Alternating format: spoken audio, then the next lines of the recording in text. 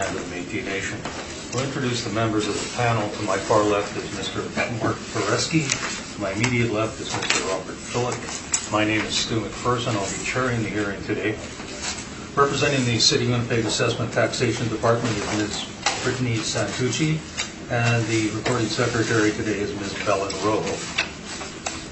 We'll be hearing applications for the revision of the assessment roll in accordance with the Municipal Assessment Act. The matters for which revision is requested has been described in each application. We'll limit discussion to those matters. The statements that the applicants or the assessor make at this hearing are sworn testimony, and anyone speaking to the matters must be sworn in. Please be advised that comparisons of assessments of properties are not considered evidence of market value by the Board of Revision. The Board of Revision is appointed annually by Council. It's independent of it and the City Administration. It makes its decisions on the basis of the evidence provided at this hearing and issues a written order that will be mailed to all parties as soon as possible. Please note the Board's decisions with respect to an application may be appealed to the Manitoba Municipal Board if the matter pertains to assessed value or classification, or to the Court of Queen's Bench if the matter pertains to the application of exemptions from taxation. Should you wish to appeal, information on how to do so is included in the Board's order. With respect to the hearing process, I'll confirm the matters to be addressed with each applicant following the swearing in. We'll then have the assessor's testimony followed by questions the applicant may have, and then the applicant's testimony followed by questions. Each side will have an opportunity to summarize if they so wish. Once all the evidence about an application has been brought forward, the applicant may leave, and the process will repeat for each item on the docket today. The session will close after all the applications have been heard, and the Board will deliberate in private and make its decisions. You'll receive the order by registered mail as soon as possible. Just as information, all public hearings are live streamed, recorded, and will be part of the public record. Let me swear the parties in, please. Just housekeeping, if you do have a cell phone, please put that on silent.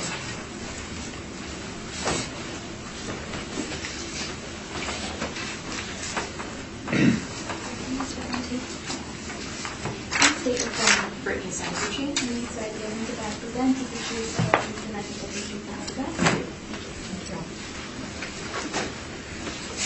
state your full name. Rocky Neufeld. And you affirm the evidence about to present is the truth, the whole truth, and nothing but the truth? I do. Thank you.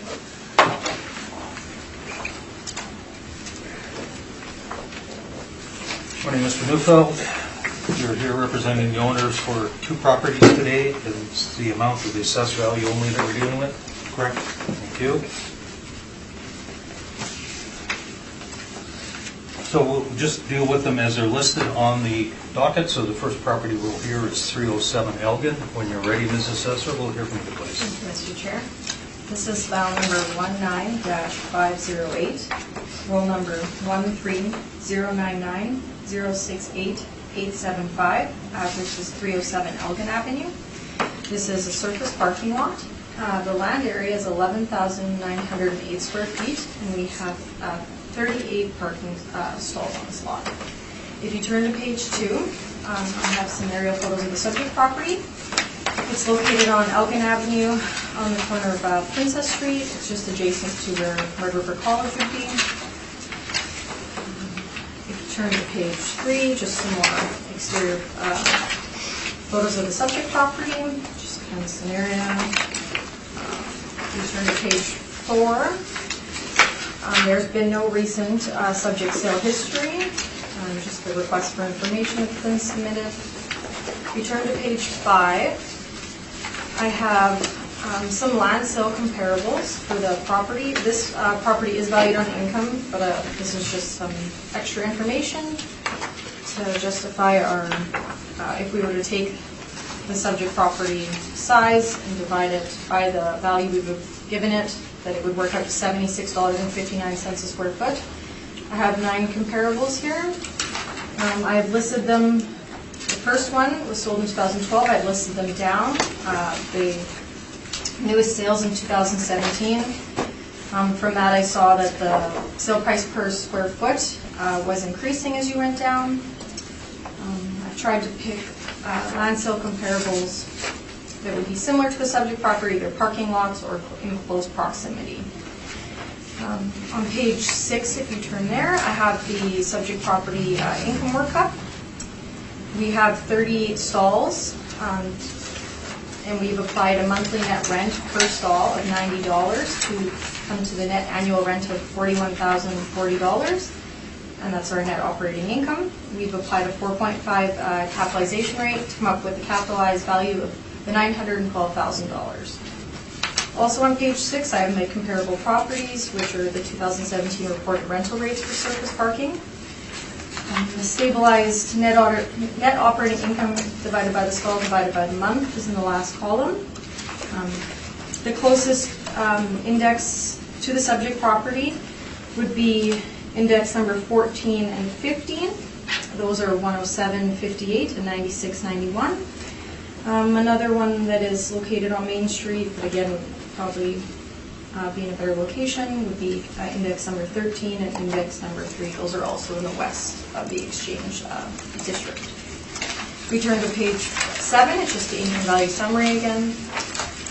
Page 8 is the model derived capitalization rates.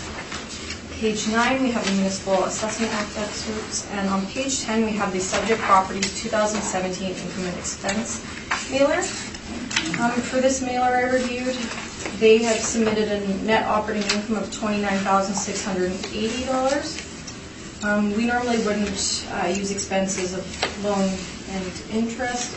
Removing that, the net operating income would be $33,126. If I work that back to a per stall rate, I would take the net operating income divided by 12 months, divided by 38 stalls, it would come to about $72.65 a stall. And I think the rest of this is just more mailer information. And if you turn to page 16, I just have some actual rates as of the April 1st, 2018 that are close to the subject property. So these wouldn't have any expenses applied against them. We just have a monthly rate of $190 for that one there. And then my addenda is on page 17. I have here on page 19, just going over the fresh look for our assessments. For the reassessment 2020, additional capitalization rate evidence, and page 21, we don't have to go over for recoverables, and then page 22 is the IAA of standards we follow. So my recommendation today is to maintain the 2020 assessed value of the $912,000. Thank you. That's my presentation. Thank you. Mr. Neufeld, questions for the assessment? Yes. So just to verify, you're saying you're relying on the income approach? Yes. And page 7, is this all from the model? This would be a model dry value. No overrides on this? No. The land sales, page 5, and were these generated by the model, or did you select these? These are selected from our land sales that have been sold to the market. So did you select them? Or? Yes. And what is the highest and best use of the subject property? Well, it's currently being used as a parking lot, and the model value would be the income approach for this one. I know, but what is the highest and best use? Currently as a parking lot? Okay, so is this a permanent use, interim use? Have you gone that far? I would assume it is a use that is applicable through zoning. Most parking lots that I've reviewed, this one doesn't seem to have an interim permit that's going to expire. No, but what I meant is of the 4 qualities of the highest and best use, financially feasible, physically possible, et cetera, you would come to a conclusion of what that use is. Now, often in the parking lot, it could be continued as a parking lot for the foreseeable future, or continued until another more profitable use comes up, which is an interim use. That's what I was asking you. Parking would be considered an interim use. I guess the highest and best use, if it were to be redeveloped, would probably generate the highest market value. But currently, it's being used as a parking lot. Okay, well, I guess it sort of doesn't sound like you've got an answer, and that's fine. I just I agree, though, that parking lot would be an interim use.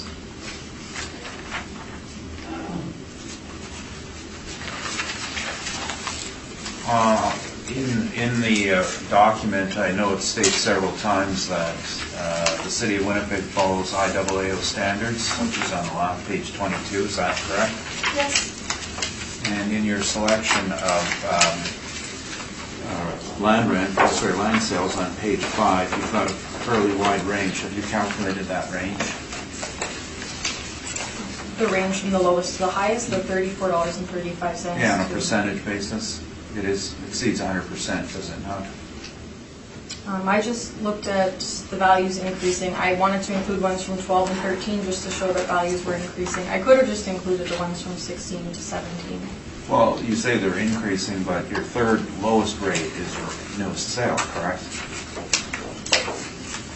$54.84. Yes, but that one would be, it could be in a less desirable location, I would say. It's not right next to the UW. It's kind of in the middle of Broadway and St. Mary, so that could also factor in the sale price. Well, I'm looking at this list. I'm wondering, for statistical analysis, did you depend on the standards that the IAAO puts forward? I'm not sure what you mean. Okay. And what about the zoning? Would that have an influence on these values? It would depend what the zoning would be and what could be used on that lot. Some zoning in the downtown doesn't allow for parking. I've noticed in the past. They have interim uses that expire, or interim permits, I should say. Well, for example, does R2 and RMFL allow parking as a primary use? That I don't have with me right now. I'm sure they're currently used as parking lots.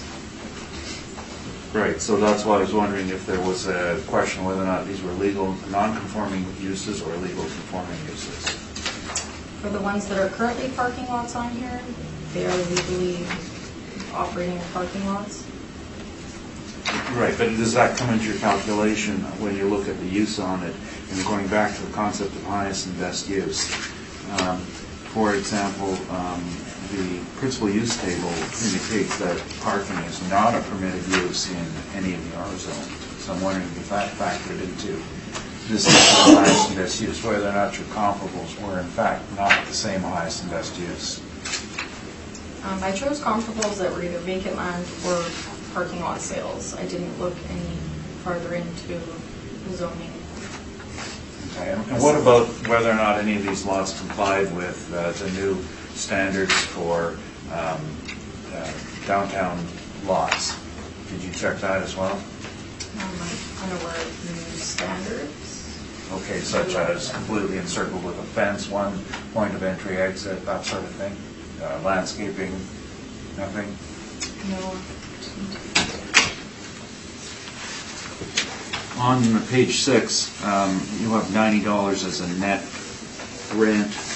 Do you know what the gross would be from this workup? No, we just work back the net operating income divided by the 12 months, divided by the number of stalls to come up with a rate that would be, have expenses already applied to it. So you don't apply the gross? You don't report the gross here anymore? It's all net? I'm unaware if we ever reported the gross. From my understanding, from how long I've been doing this, we have the monthly net rate times the stall count to get the net operating income. Well, you did years ago. Oh. You had mentioned that your calculation of the actual NOI was significantly lower than the model. Is that correct? Yes, I calculated $72.65. Or $33,000 versus $41,000. Yes, but I'm just showing that here today. I'm unsure. I know this is managed by a parking company, and I'm not sure if the parking income they've supplied is the parking income generated by the lot, because normally those aren't provided to us, or if this is a fee paid to the lot, the management company. Well, what difference would that make? It's money in the owner's pocket we're talking about here, are we not? Yes, but You're it's saying the that true generated income of the lot. Indico's fees aren't a part of the process? Yes, I just don't know what Indigo made for the whole year. And as for the capitalization rate, this is all generated by your model? Yes. Now, on page 8, which road does this come out of? Unfortunately, we don't have a property type for the parking. We just have the office, industrial, retail, multifamily, hotel. Okay, and you've included some sample capitalization rates on page 20, so there are no parking lots there either? No, not for the additional cap rate. So you haven't brought this forward any evidence that these parking rates are supportable then, have you? For Other the than- capitalization rate, I did not bring in capitalization rate that I've calculated or has been provided to me. You mentioned in your report that at page 16 that the monthly rate was 190. Isn't it correct that that's a random rate, a monthly random rate, not a contract rate? I'm unsure that's what Indigo posted, if it's, It says monthly random. yes. I'm not sure if, Do you think that maybe someone on a longer term would have a different rate? I'm unsure, I've never, negotiated parking. They post 190, I'm sure it was within a range of that. The comparables you have on page 6, do any of them benefit from special events, such as baseball or hockey? I would say the ones in the East Exchange would, but I pointed out the ones that I found that were closest to the subject in the West Right. side. And the west side, of course, would have much lower event parking, or probably none. Well, there's still events that go on in the downtown, in the Exchange District by the Cube all summer, and everything. Those would count as events. I don't know, I just see people with bicycles there, I don't see them in parking lots. The ones I pointed out were lower. So But I'm which, assuming- refresh my memory, which were the ones you pointed out? Comparables 14 are closer to the subject property, and Okay. we have used 107.58, and 15 at 96.91.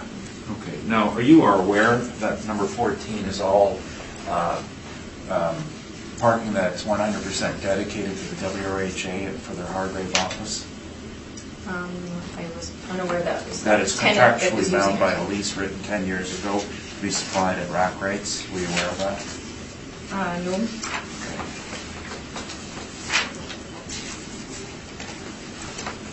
Those are my questions, thank you. Thank you. Mr. Bresky, question for the assessor. The zoning is C character. What can you tell me about that zoning? For the character sector, as per the zoning bylaw, it's intended to encourage compatible, fine-grained mix of uses rather than a separation of uses in a diverse area. Some of the permitted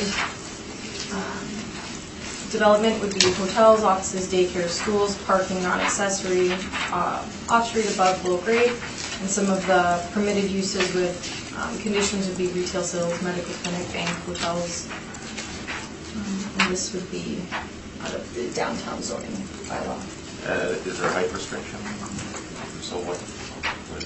I'm unaware of the height restriction. Any other particular restrictions that you're aware of that there might be on development of that property? On this property, I didn't look into what would be currently developed, could be developed on it. Do you know how long it's been a parking lot?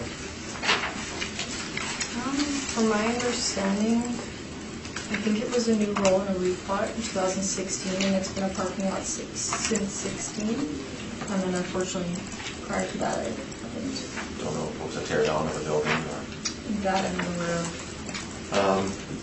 What street is the access from? This one here, the access would be off of. I think it's either Elgin or the back lane. Is it a back lane? You're not sure? No, I know it's not off Princess, but I would assume it's to the back. back lane in between Elgin and I can't remember that other street to the north of it. If the cap rate's a measure of risk, what risk is inherent in the value of a parking lot?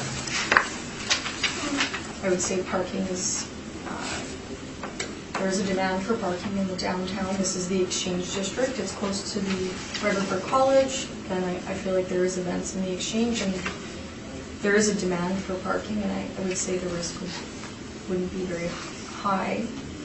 But it all depends on the location, and I think this is a good location for parking.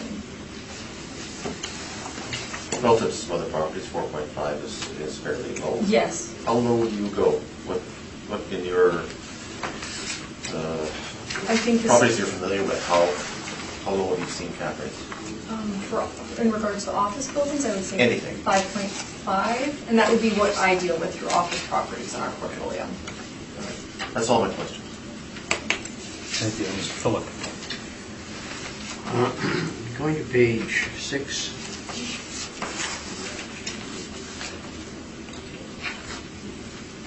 You've come up with it $90 per month, Yes. and that, now, do you know what the monthly rate was for this property? Or somebody rented it for a month? I worked, so as I was explaining before, we do the net operating income and work backwards, but on my page, I know you came to $70-something. yes, so if you turn to page 16 for the subject property actual rates, if I were to take that 190, which the accountant has pointed out as a monthly random rate, and if I were to even apply a 45% expense ratio, we would come up with a rate of $104.50. So that would kind of be working it from a gross rate of 190 with an expense ratio applied.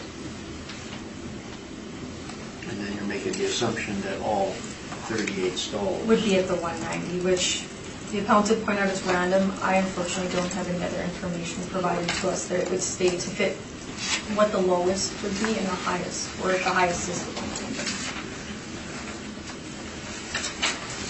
And going to page 8, I was just still confused as to where the 4.5 cap rate fell in this category. I know you don't have it for parking lots, but what did you use here as to support that? We don't have any supporting evidence here. We would look at parking lot sales to derive capitalization rates. What our model, unfortunately I never created the model, but I would assume they would be looking at parking lot sales and then applying that to our model. I just don't have any sales here today. So this here doesn't pertain at all to this page. Not to the parking, unfortunately. And that's all the questions I have. Thank you. Just a general question, your addenda, I'm assuming this is a boilerplate It's added to all the briefs. so the fresh look doesn't really apply to parking lots, that's still done the same way it's always been done? Yes, that was more of, I guess, in regards to management and some of the changes to our Okay. model. Same thing with the capitalization rate here. That's just additional, yes, unfortunately, additional evidence, but not for parking. Right, so that's to sort of correspond with the chart that you used on page, whatever that was. Yes, our Page model 8. drive capital, So yes. that's to support those, not necessarily this type of property. No.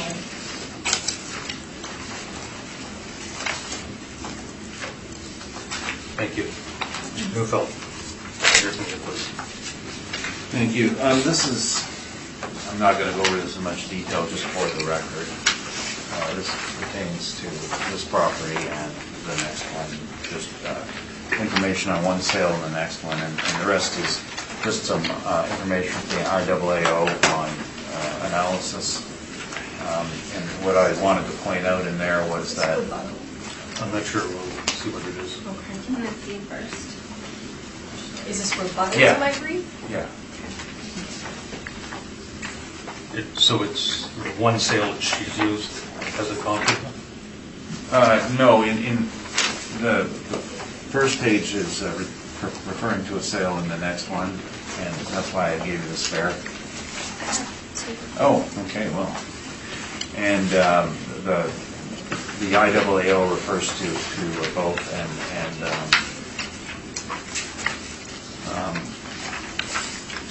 page, So the IAAO is in response to her addenda, that's correct, where it discusses, well, it's discusses the IAAO. in several places, it discusses the IAAO, and then I had a question, does the city follow the IAAO, and the answer was yes. So the rebuttal then is suggesting that perhaps they may have missed a few of the points. Okay, well, I think that's appropriate. However, this for sale, has that been brought up by the No, assessor? that's for the next property. Okay, so we're not going to deal with No. that at this point? That's correct. Okay, if that's okay. You can rip it off and I can hand it out later, but. No, that's fine. We'll disregard the first page for this property then? Page 2. The IAAO on non-commercial land suggests that the best approach is the sales comparison approach followed by the income approach. It's at the bottom, it's in a chart. There's also a comment about land valuation.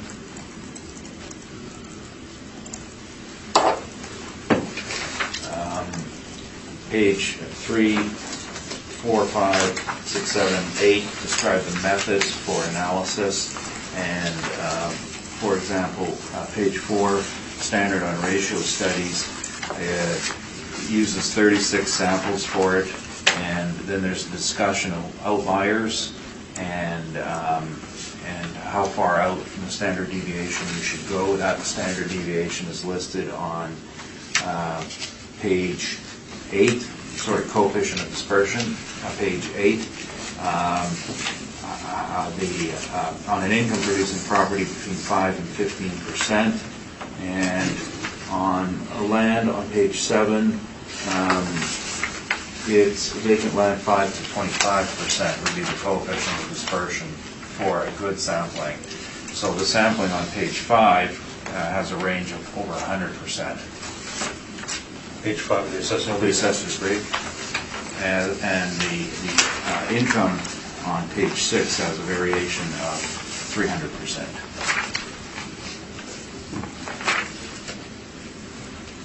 So from a statistical basis, I think that less weight can be placed on the model due to the lack of following the standards. The next point on rebuttal is on page 5, and it is in my evidence that zoning outside C and M and outside the downtown zoning bylaw does not allow for the legal use of surface parking. It's an accessory use, not a standalone usage. In anything in R, R2, RMFL.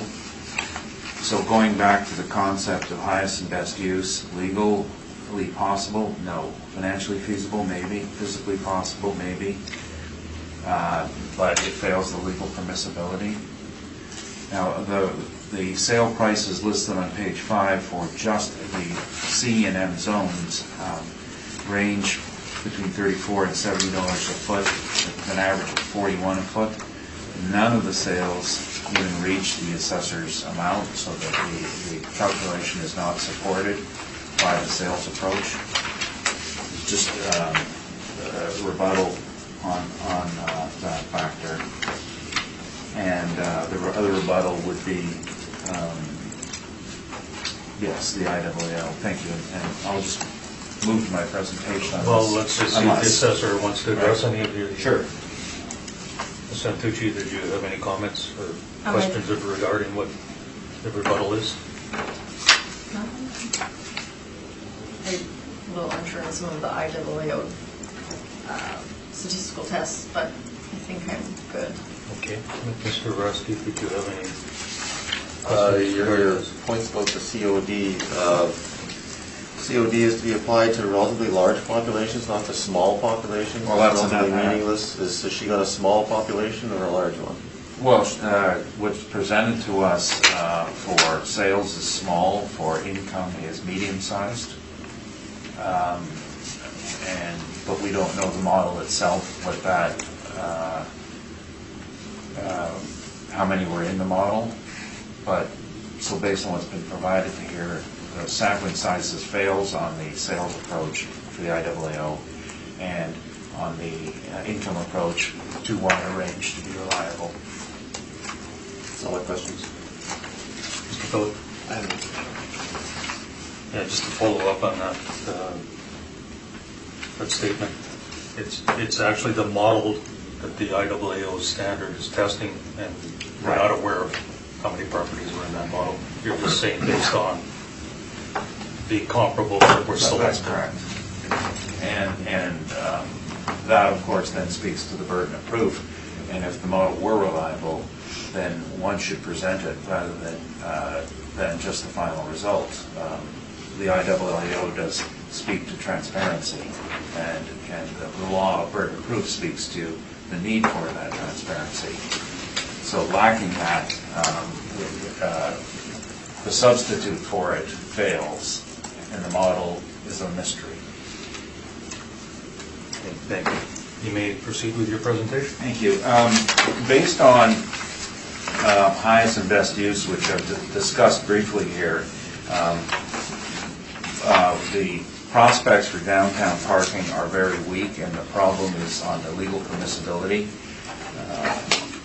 We have standards for parking, and they are on page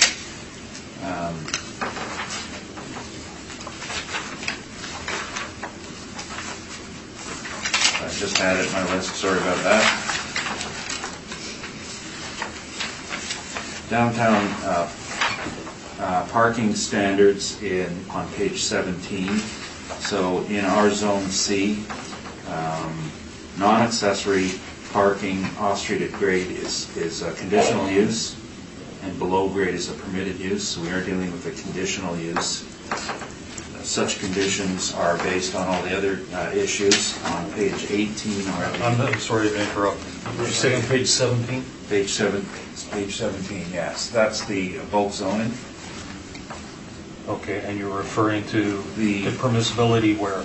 Under the box private motor vehicle related. Thank you. Looking down, parking, non-accessory, off-street at grade is a conditional use. Sorry. Thank you. For this. So we're not talking about a permitted use. We're talking about a conditional use, which raises question marks. The standards are on page 16. Now, many properties no longer comply with this. I think the subject does on this, which because there are recent parking lots, they do have some screening, and they have only one ingress from the roadway. Sorry, page 18 is it? 18, that's correct. Thank you. And then the sizes of the spaces, the need for, they call it disabled space, and I think the name has changed since then. Going on to page 25,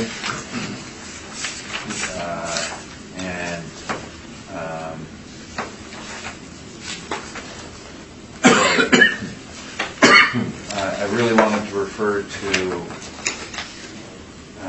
page 41. Go down to page 25. I don't know why it's in there. It might have been for another property. Page 41 are the reports on the landscaping and safety standards for downtown parking. It is quite clear that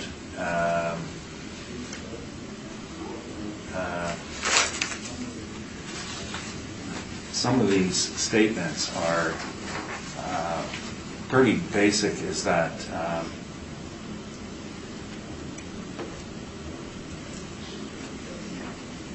for example, the report on page 50 talks about, seeks to reduce surface parking.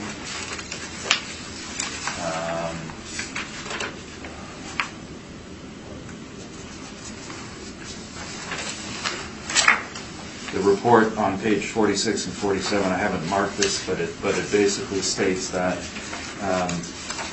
the city wishes to discourage downtown parking. It's the official policy. Part of the the strategy is to bring the landscaping and safety standards. There's a report in here by Downtown Winnipeg and some very interesting remarks. Some surface lots are owned by individuals from out of town with little interest in the health of Winnipeg's downtown. And the strategy is to eliminate them. So this is well-known. This is just a compilation of articles and reports put out, and that's from page 25 forward on the subject, 23 forward, that the city doesn't want, successive administrations don't want downtown surface parking. This goes back to the concept of highest and best use. How can one consider that that parking is the highest and best use when the legal permissibility is questionable? And therefore, the concept of evaluation as surface parking is questionable, and which is our reason for disregarding the income approach and looking at the sales approach, because you can't value something on highest and best use that doesn't exist. So we had looked at land sales, and we have two sets of them on our first page. It's been pointed out to me that our third listed one on Pioneer may not be arm's length, and that's fine. We weren't planning on relying on it. Other than that, we have a number of properties that are in the area, specifically, and then some vacant land sales below, and these are in the C and M downtown zoning. So the range there of the ones in the C and the downtown zoning goes as low as 16 to as high as 38. We're relying on the second sale in bold at $38 a square foot. Also, I find that the assessor's numbers of her downtown parking lots, which average at $41 a foot, are also of interest, and they would support our analysis on that basis, that from a value per square foot. The other way of looking at it is on a stall count, and that of course means that you have to assume the highest and best use is as a parking lot, which shows some consistency, but some parking lots lack efficiency, so that number can vary depending on the land configuration. So ultimately, our value is based on that at $454,000. And then finally, in not only response and rebuttal, but the actual income of the property is significantly lower than the model suggests, which when we're dealing with an owner who's doing his best to maximize his income, to suggest that the model income is higher is incorrect. It's ignoring the market. It's ignoring market forces. The NOI is $33,126. We don't disagree with that. Although a question of capitalization requires a higher risk, and I'll have some comments on capitalization on the next property. Thank you. Ms. Santucci, questions for the applicant? I'm just wondering where the 35 stalls came from when the owner reports 38. This was our report that we got from the property, from the manager of the site, and I imagine there may be some parking for barrier-free access that they may have not incorporated in that count. And where did the owner? Yeah, so the owner reported 38 in a letter to you, correct? On the income and expense questionnaire that was submitted. Okay, I was looking for it. On my page 10. Page 10, right in the corner. Oh, I see that. Well, that may provide us with a bit more consistency on the stall count than at our calculation. So that would then indicate a value of $399,000. Then my next question is, you commented that I had a large range on my comparables. Yours also seems to have quite a large range. Can you comment on that? Well, I'm trying not to sound too highfalutin here, but I don't belong to the IAAO. The IAAO is a standard for mass appraisal. So if you're doing mass appraisal, you have to follow a standard.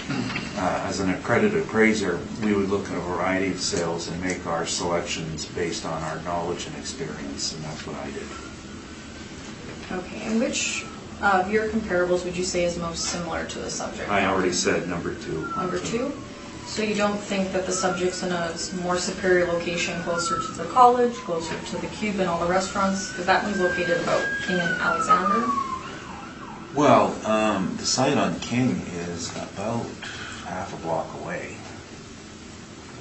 It's close. And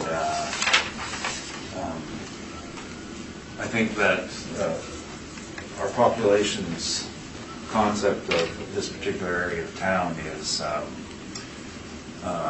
should not be taken from the press releases. Nobody wants to go there. There aren't a lot of restaurants there. It's not what's happening. The parking draw is happening because of the arena, proximity to the arena. Nothing else in our downtown area is providing that sort of an impact. So your opinion is the Exchange District has no draw for? Not from a commercial perspective. I mean, our company's been trying to lease properties in it for as long as we've been there, and it hasn't changed. We're not getting $20 rents there. We're still struggling at between $4 and $8 for the rents. That hasn't changed. It's a sub-market of the area that's been struggling for a long time. It's a political goal. It's not a commercially viable area. So you're just using the one as your kind of main point for just the one sale? That's the one we found to be the most comparable. But you know, looking at your sales, and I think the reason we never picked these up is you can see that we stuck to more recent sales, only 16 and 17, and at the sales that you reported here weren't. Well, actually, we have one of them listed at 6664 on the one you had on Colony. Sorry, 505 St. Mary, sorry. That one we did fine, but the rest predated our sale parameters. Okay, that's all my questions. Thank you. Thank you. Mr. Pereski, questions? You're saying that the use as a parking lot is not the highest and best use. What is? Well, that's the problem. We're left with. I guess we're going to have to call it a speculative use because the concept of getting planning approval is missing from the highest and best use. So in cases like that, it would be a speculation that there's another project down the road that perhaps could turn a better highest and best use, and the interim use as parking is generating income until that comes along. You talked about the city's strategy to reduce the number of surface parking lots. That's correct. Do you agree or disagree with the assertion that the city has a long history of establishing strategies, guidelines, plans, etc., and then either not implementing them or implementing them less than fully? Well, that's a polite way of saying it. They change their mind a lot. It's administration to administration. And this particular concept, though, has been consistent for our last at least three administrations. I know that Mayor Murray and Cates and now Bowman have all been behind the proposal to reduce the amount of surface downtown. Their hope was, sometimes it was merely expressed as get rid of them, and some of them said, well, wouldn't it be a better idea if we had more underground or structured parking so we'd have more development room? And there has been a consistency. What has been lacking is the growth downtown to actually pay for structured parking. It's not there. If the strategy does result in fewer and fewer parking lots, doesn't that essentially drive up the value of what is left, and you hope to be the last man standing because you'll have a very valuable parking lot?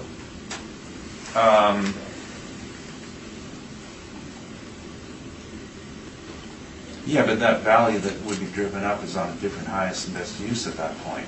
Because if they're being driven up by scarcity, it's the concept of, the best analogy I have are coins. Everybody knows that Canada stopped putting silver in coins in 1968. Now, that dime's still worth 10 cents. Its value is going up because of the value of the silver inside. It's the same concept as the downtown parking. It's not the parking that would drive it up. It's the hope for highest and best use. But to go along with that, to develop that into inside parking, you need rental rates that are twice as high. And while we're still struggling with getting office rental rates into the areas that can afford new development, we're nowhere close with parking. So it's always been a battle on that ground. We lack that downtown development strength. In cities that have a greater amount of parking, you're seeing rents that cyclically can be on the low end, from the low 20s to the mid 40s, and then parking rates that are $400 a month. And in Winnipeg, someone says, $250 for indoor. They say, "Are you crazy?" Even though we're cold, but we're not getting it. So we're fighting nature. We're fighting the market with this policy. So what investor is going to say, "I'm going to invest in downtown parking as my highest and best use"? And that's my point. When you look at the value per parking stall, can you tell me what reliance I should have on that relative to looking at the value per square foot of the lot? Here I'm thinking of the fact that you can size your stalls in different ways. There's the Costco standard, which I love, and then there's the lot that I'm in today where I'm just a tad worried about the cars beside me. Is it better to look at per square foot? If you've decided your highest and best use is parking, then you're going to have to look at that. And mainly it's a story of configuration. And because when you have a random lot in the city that was never designed as a parking lot, then it wasn't set up as, so you're not getting the maximum yield. On the other hand, the legal non-conforming lots have entrances off the back lane, where an entire row can access off the back lane. And we know that the impetus on planning is to eliminate that. So on one hand, it's good for generating income today. On the other hand, it's very bad for the future because it could be changed. So those are just all going to the thought process. It's a secondary method of valuation just to look at the reasonableness of your first approach. A large lot, which we're not looking at today, will have numbers on a stall count and a per square foot count that are relatively consistent, which show point number 3 in the highest and best use, the physically possible one, is better. On your top page, parking lot sales per square foot average at 56. Downtown land sales, I assume it is vacant land, sorry, I'm seeing a column now, is at 44. That difference between 56 and 44, is that a measure of the infrastructure that goes into a parking lot to make it a parking lot? No, I think it was just a shot in time to show that there's a range. When these codes, parking lot versus vacant commercial, come up, they're decided by somebody who plugs them in. And now a parking lot sale can end up being for redevelopment, and downtown land sale can end up being a parking lot. So it's a question of coding and being inconsistent. When we first did this, we just did the PSPs, and then I said go back and get the VCOM, so it was just a separate table. I would look at them in their totality. So if parking lots all have the same standard now, the fencing and landscaping and that sort of thing, what percentage is the infrastructure as a rule of thumb? For the cost? Yeah. The infrastructure in itself is minor. Putting up a fence might be $12 to $20 a linear foot. what will hurt is the yield loss, because so many of our downtown lots will straddle a back lane, and the entire back lane is open. So when that's shut down, the parking lot I'm in, for example, will lose an entire lane, which is 12 cars, because it can't be configured that way anymore. So it's the economic issue of loss. And I'm in an area where we have two lots that are side by side, and one's up to standard and the other one isn't. So the yield count varies greatly, so it's less income coming in. Okay, thank you. That's all my questions. Thank you. Mr. Philip? Some of the questions I had have already been answered or so forth. I guess we've been talking about that. The value that you're putting is what's on this page? That's correct, $454,000. Thank you. No changes this morning. No, that's just like, Okay, I guess my first, I guess it's a comment, your page 3, you show the subject and the comparable you're lying on. I certainly wouldn't want to walk that half a block this morning in the wind chill of 45 below. It's a little more than half a block, would you not say?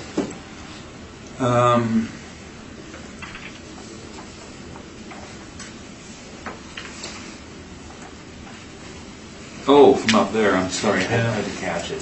Well, you're not walking to the same issue. You're in a, you know, your parking is located close to wherever you're going, and so it'll drive up. Your parking lot sale will be based on, or your parking lot usage will be based on whatever is close by. Right. I thought one of the draws for this particular property was its proximity to the college. Well, so are you suggesting that there's some sort of subjective thing that everybody who parks here is going to go to the college, but they wouldn't park that far away? I'm not suggesting that, but I'm just wondering whether that could be a consideration. If they're competing for the same parker, it is, but each would be competing for a different parker in their neighborhood. Okay. I think that as far as the comparables that have been shown to you today, that is the closest by distance of either mine or the assessors. Fair enough. The parking lot sales, are these properties that your company has represented, or? No. So you don't have any information on what their net operating incomes are? No, these were taken right from Sabre. Okay. So you weren't able to establish any cap rate information? No, I have cap rates on 3 that are in the next package. There's 2 in there that were at 6% and 1 at 7%.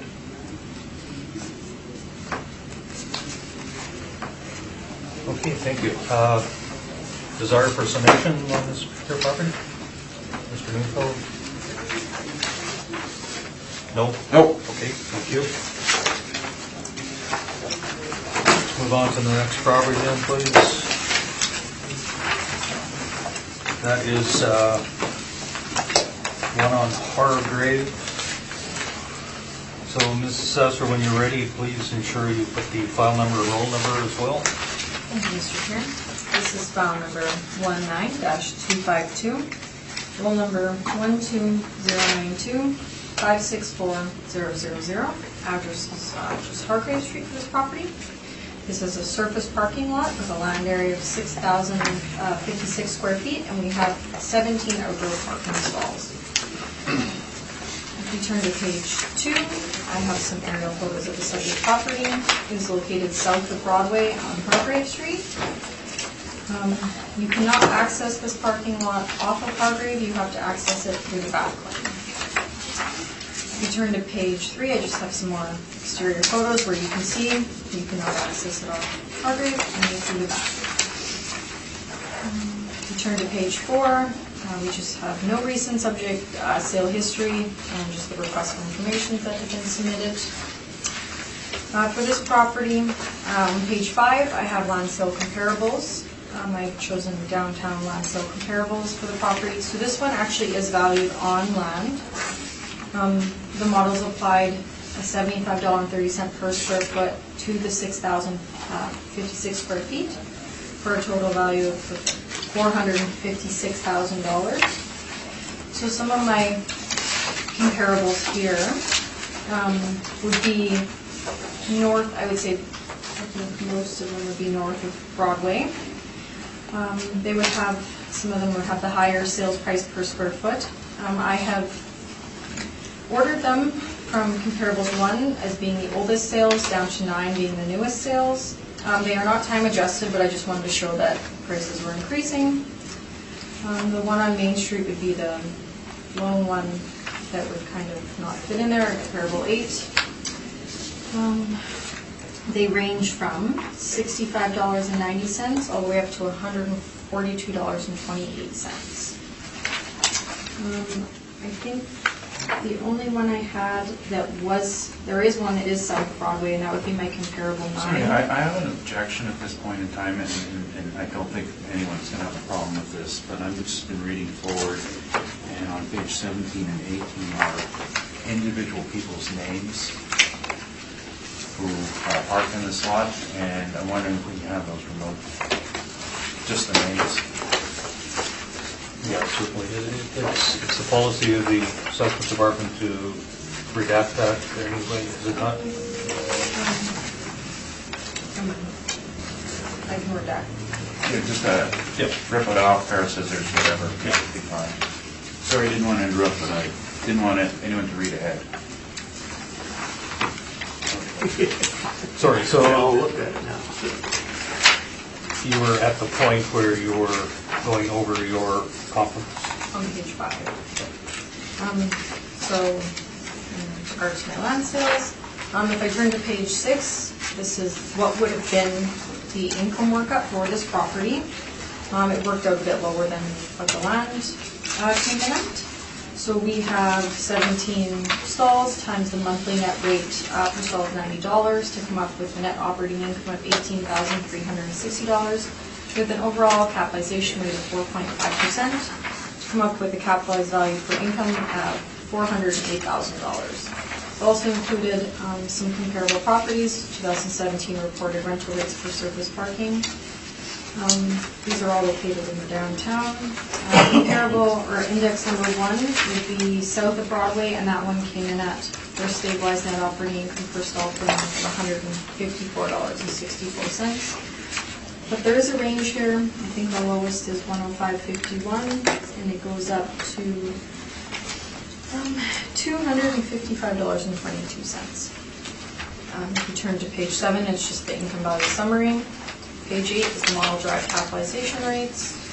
9 is the municipal assessment act excerpts. And on page 10 is the start of the 2017 income and expense mailer. 1 second.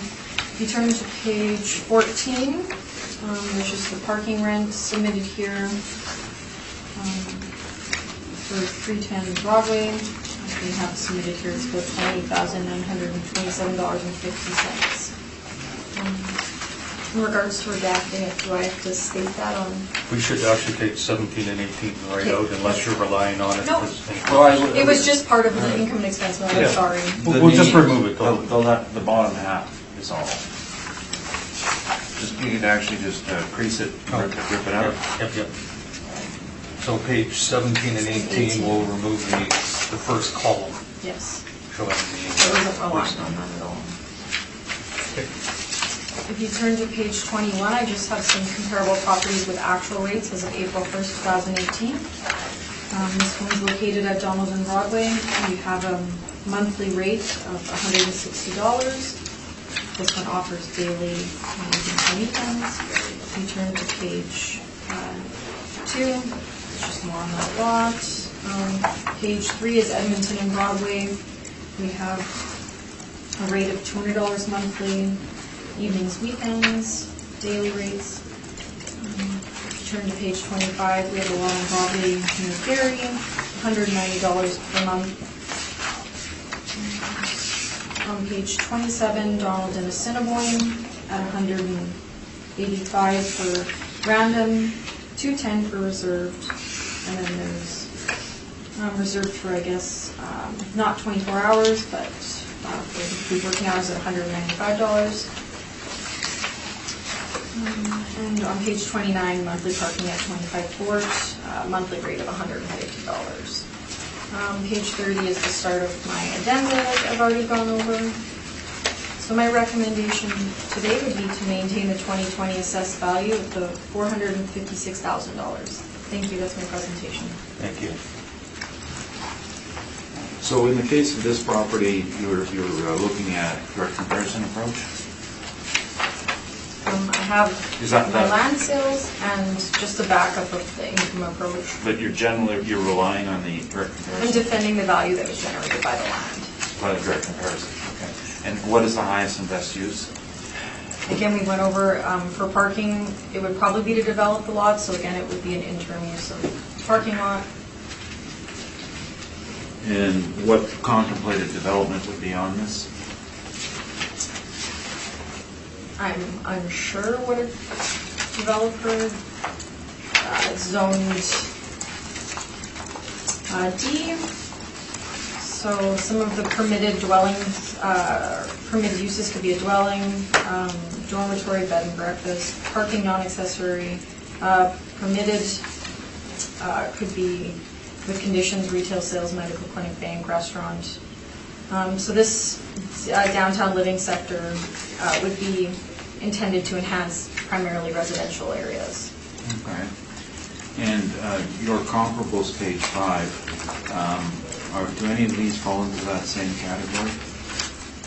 These are all zoned M. For and example? one at the bottom is zone D. D, now, was anything developed on 44 Hargrave? I know there was something previously there that was torn down. I'm unsure, I haven't noticed if something has been built there. So there was a Replacement. property there that was demolished? And Yes. therefore, somebody coded this vacant commercial because of the demolition? It was a vacant lot. And then, Oh, yeah, is it so still- it was torn down. is the it still a apartment vacant building. lot? I haven't been there recently, but I same- know the the same that- apartment was torn down. Sorry, the same is true of 220 Main. There was a building on the site that was torn down, is that not correct? That one, I'm unsure how long ago a building was there. I just know that that property sold with a hotel at separate prices, the hotel next door to it. And what number on Carlton is number 7? There's no official number, but it would be near Graham. Okay. And Gary, 286 Gary is also between Graham and Portage? Yes. And 242 Hargrave was land that was a parking lot that was redeveloped for office, correct? Yes, near Graham. And you had mentioned that there's no street access, so how is somebody going to build on the lot? Well, if it were to become a dwelling, they wouldn't need drive-up access to them. Well, it's surrounded on both sides by properties, correct? Yes, So you have to access from the front or the rear. yes. In order to pour a foundation, you would need to bring in trucks to pour, which would require a street closure then, correct? I'm unsure. I would assume with any sort of infill housing, this would be an issue with most of them, that there wouldn't, Well, a house wouldn't go on here to be multifamily, would it? or multifamily. To the extent of the construction, would that not require street closure? I'm unsure. I just never developed an apartment.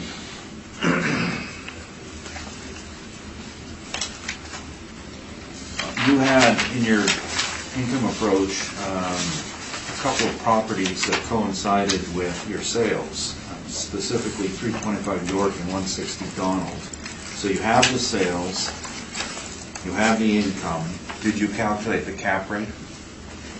I did not calculate any cap rates for these sales.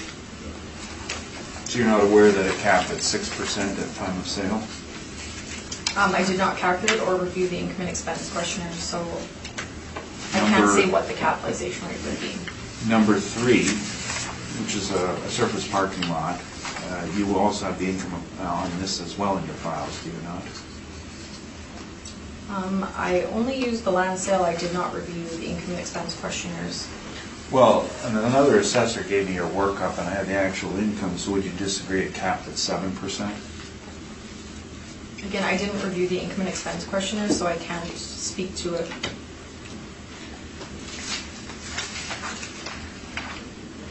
Do you have a, like the other property, do you have a parking lot description of this? You've got a bunch of in-park advertising. Did you get one for this property? From my understanding, I don't think this one is run by or operated by a parking management company. It doesn't allow outside parking, does it? Have you inspected it? Personally, I've not inspected this property. It's my understanding that the owner uses it for building.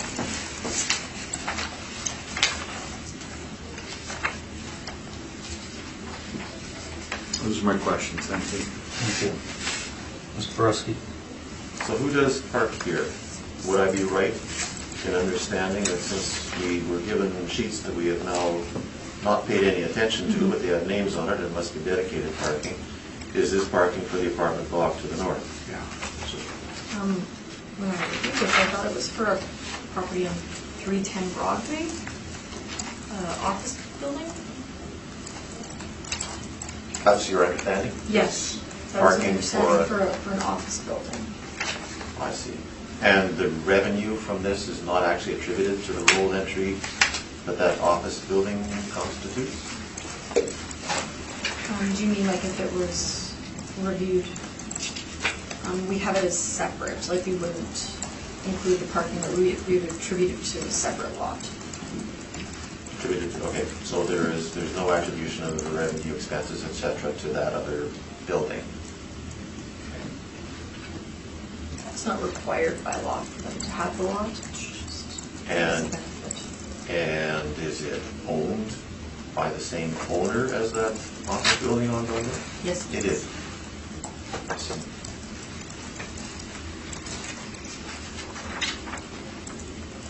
That's all my questions. Thank you. Mr. Phillip? I just want to clear something up. On page 1, you say 456,000. And then you've got, excuse me, a calculation on page 6 is 408. So we actually, this one here, we use the land value for the model, which on page 5, I noticed I just put this square foot by the land rate. I didn't actually include that final number on there, but if you take the $75.30 and times it by the 6,056 square feet, we come up with the $456,000 rounded. I'm sorry, Yes, can sorry. you explain that again? Sorry, so this one is actually valued on land. So on my page 5, we have the subject The property. sales comparison Yes, approach. so the bottom, we have the subject property, and we have the, I should have put underneath that, like, the 6,056 times the Yeah, 7,530. it's It's 456. the 456. But So- Mr. Philippe was asking about, you got 408 on the I income just approach? included it to show that it's close, but that was what the income approach would generate. So that's what you're using. is But we this- are using the land. You're using the sales comparison approach. Yes. Okay.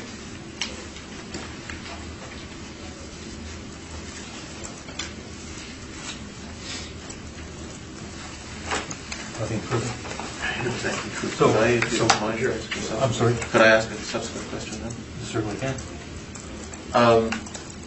I've certainly got a digit in my head, cost to the upper limit of value. What is the city's policy when they are using both the sales comparison approach and the income approach as to which value they would wind up using? A higher amount. The model would default to the higher amount.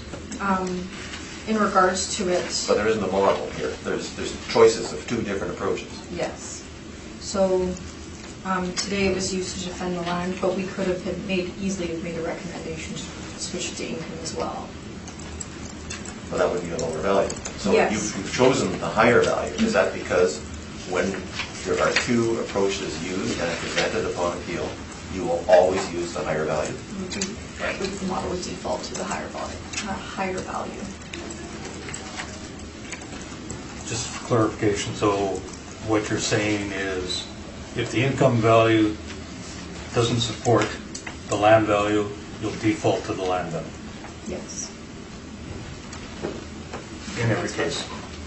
And then if we make a recommendation to go down to income if we feel the land value isn't there. I understand that, but That would be during the appeal process, correct? But to establish the role, it always defaults to the land value if it's not supported by the income, if it's higher than what the income generates. If the land would be higher, it would default to land over the income.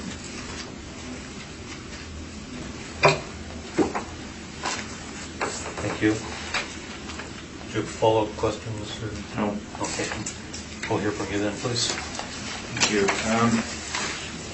The concept of valuation by land comparison is difficult in regards to highest and best use and practice in general, because in the downtown area, when a sale is made of land, it's usually because a project has already been approved.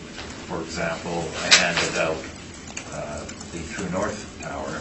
This land traded hands quite a few times and ended up being sold for the development of the tower, the value of which had nothing to do with value of land by itself. It had to do with the residual income being generated by a 17-story office tower and apartment complex, not the land.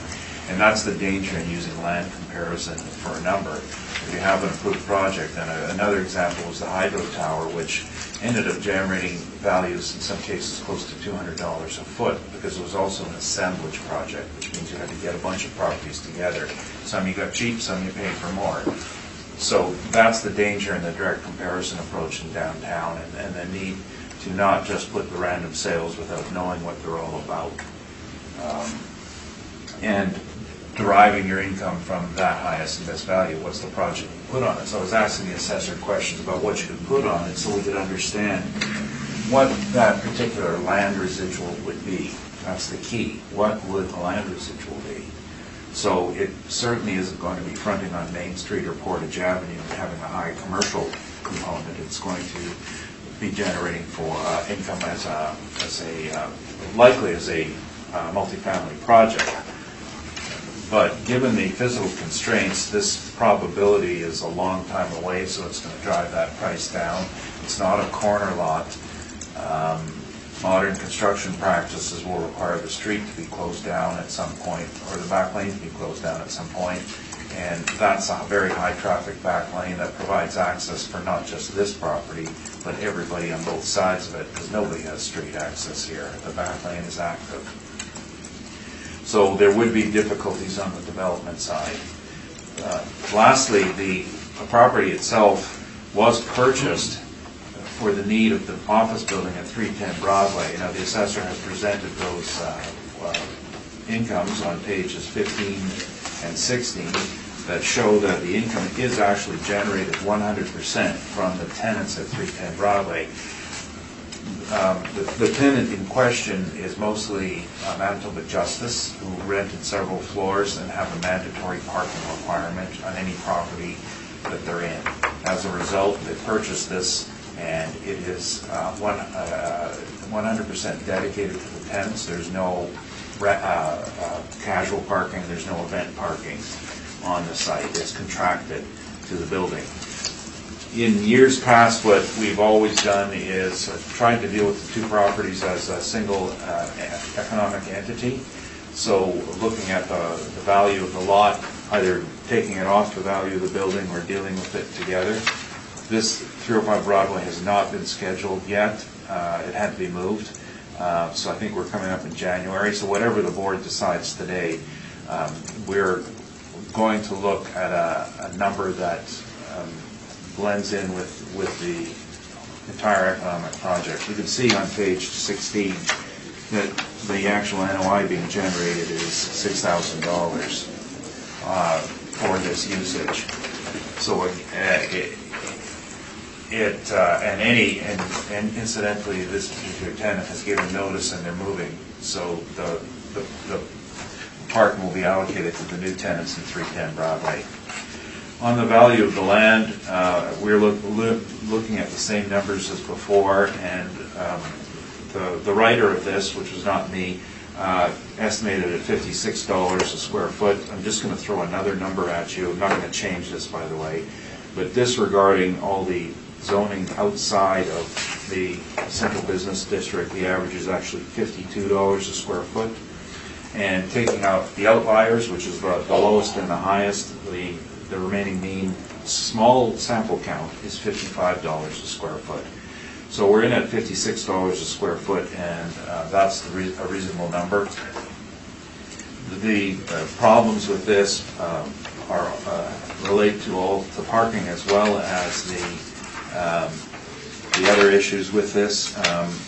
Picture on page 2 of the subject property indicates the issue. And earlier I was asked a question about parking stalls. Why does it matter?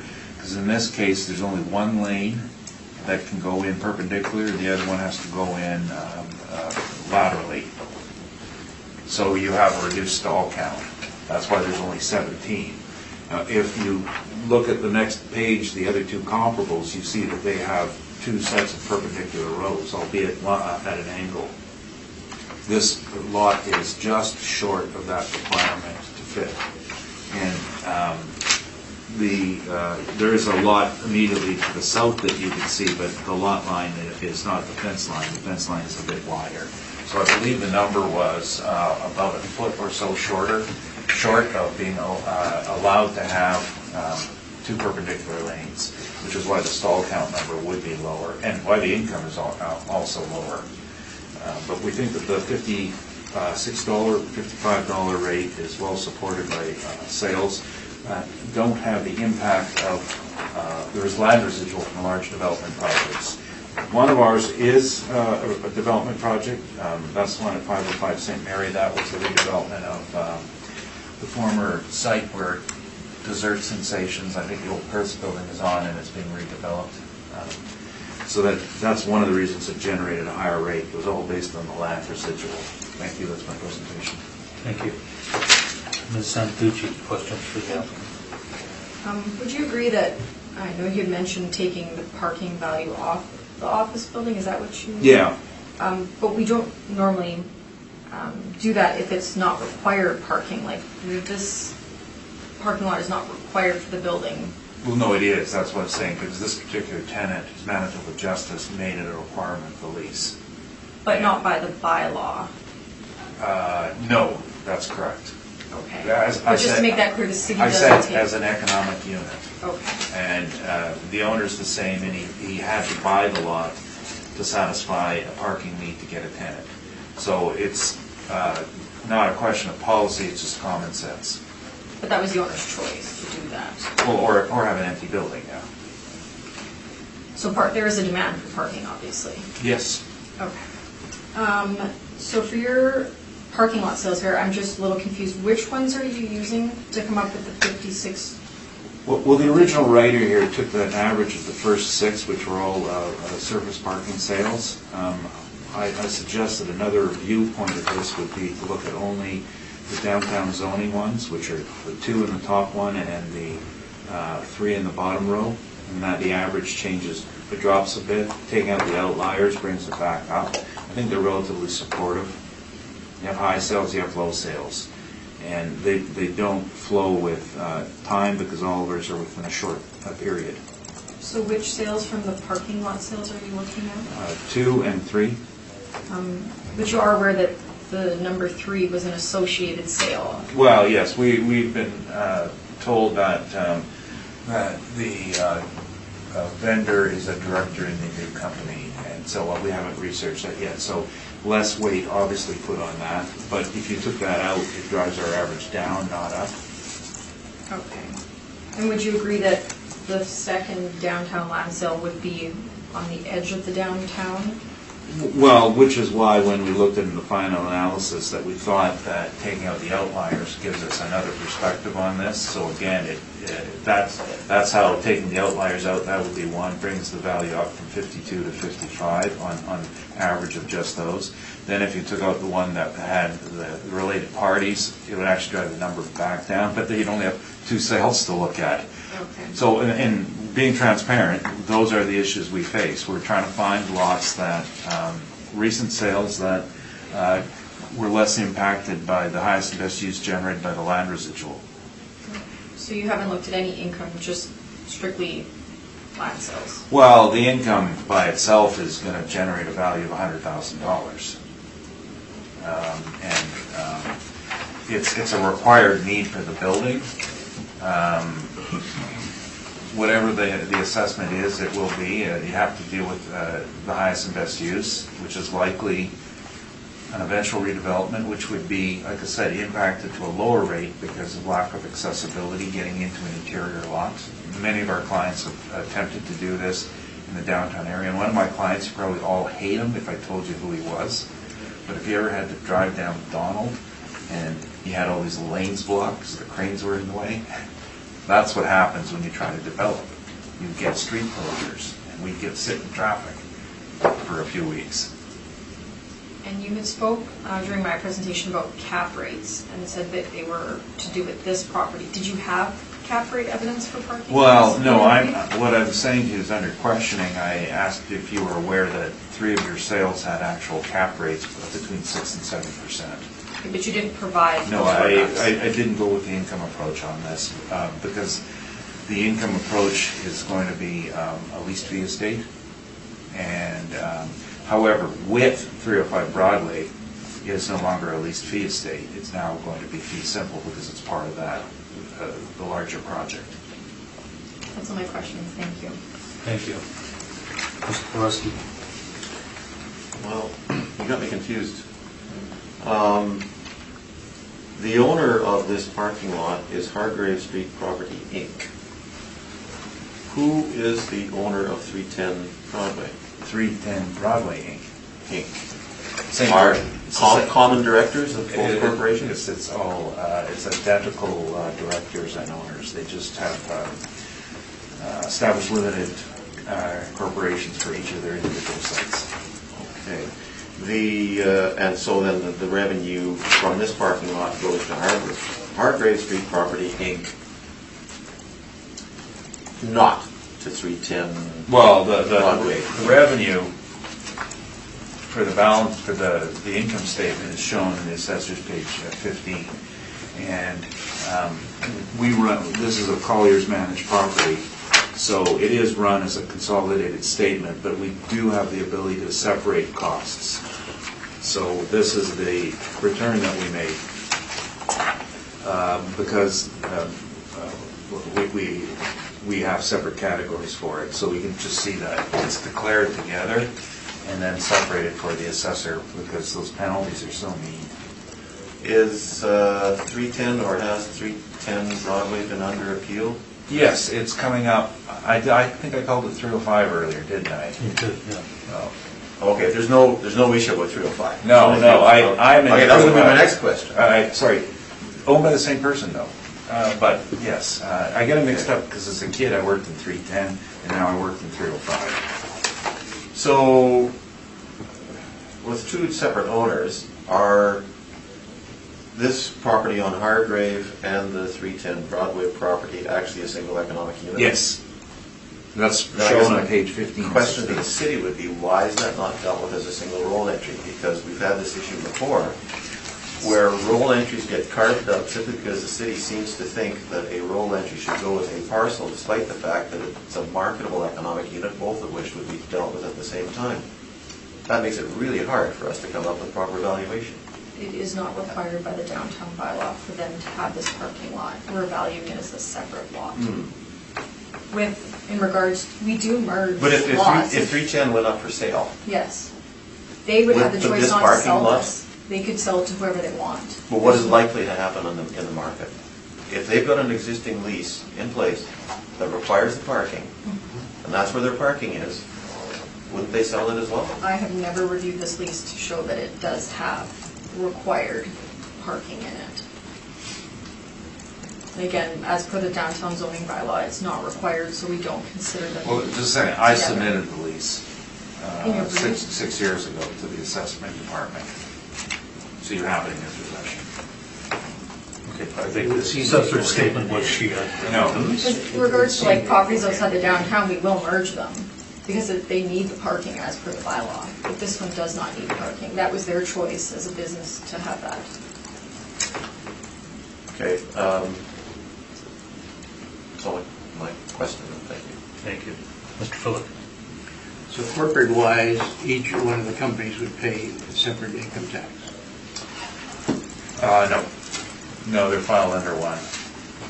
Even though... These are holding companies that would flow into as divisions of the greater company. All right. So what number are you suggesting? Well, Are you we're going to stick with Are you 339, and essentially our goal here is when 310 Broadway comes up, whatever that number may be, we want to take into account. And we've done, there's a What fair do you mean amount by of, take into account? well, take the value that the income, then we go back to the consolidated statement for 310, do a valuation for it, subtract whatever assessment is created for Hargrave, and then ask for that as the change. And it's we've got several properties that are like this, and their hearings are heard at separate times. I know our assessor's familiar with one that we dealt with on 705 Broadway and 243 Maryland. It was the same issue. We signed an agreement last week with an assessor on property like this on Main Street. So obviously it takes a bit of promises and trust, but and we got one in Roblin coming up tonight or tomorrow night. We're going to stick with our agreement. It's going to make life easy for the assessor at that hearing, but we have no control over it. So we're just dealing with the actual concept of value, which is the single economic unit. I noticed that you have given information as to what the 2018 assessment was. Yes. Were you representing Yes. at that time? Yes. And that number was done on the basis of both properties. I'm trying to remember which one came first 2 years ago. So they were both done at the same time? No, the building was done at a different time. I can't remember, but it was the same issue we had. We presented and said... How is this year different, this time different than that last time? Oh, I think last year, the number we used last time, just a second. The recommendation. And it was made in November. So the recommendation was to 371, and then we subtracted that from our building number later on.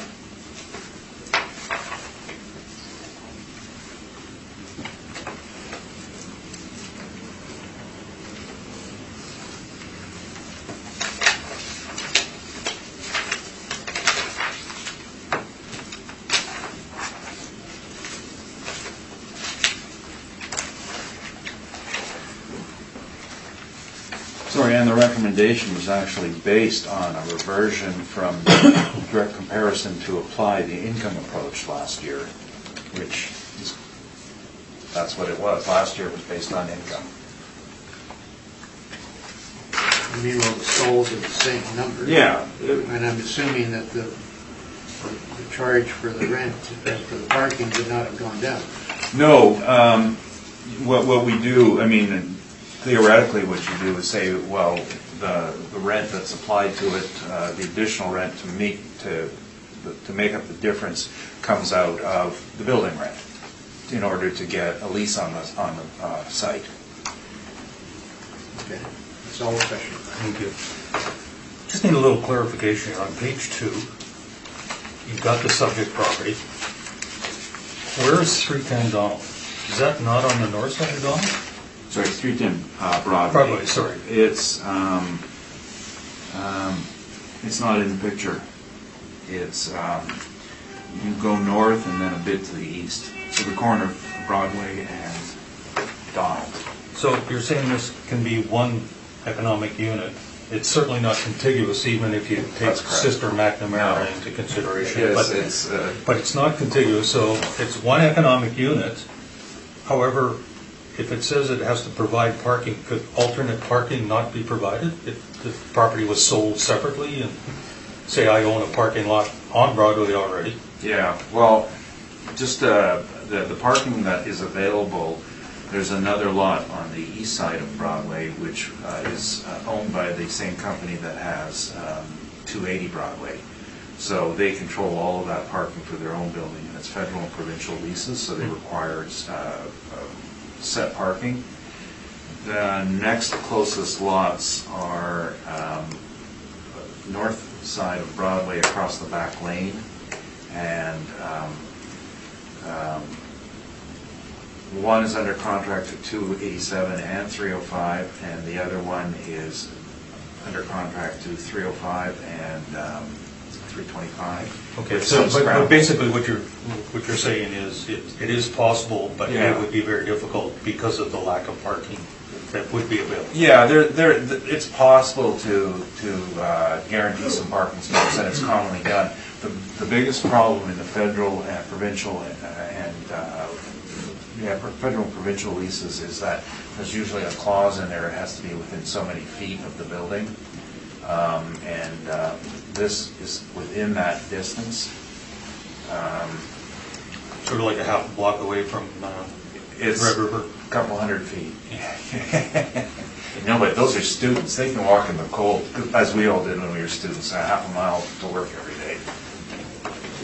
All right, thank you. My questions, desire for summation on either this or the two properties we've dealt with? Mr. Info? No, you've heard it, and thank you very much.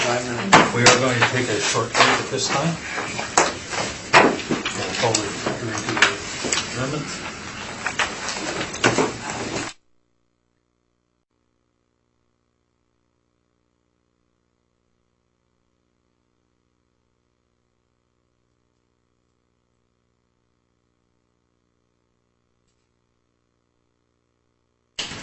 Okay, I will call the hearing back to order.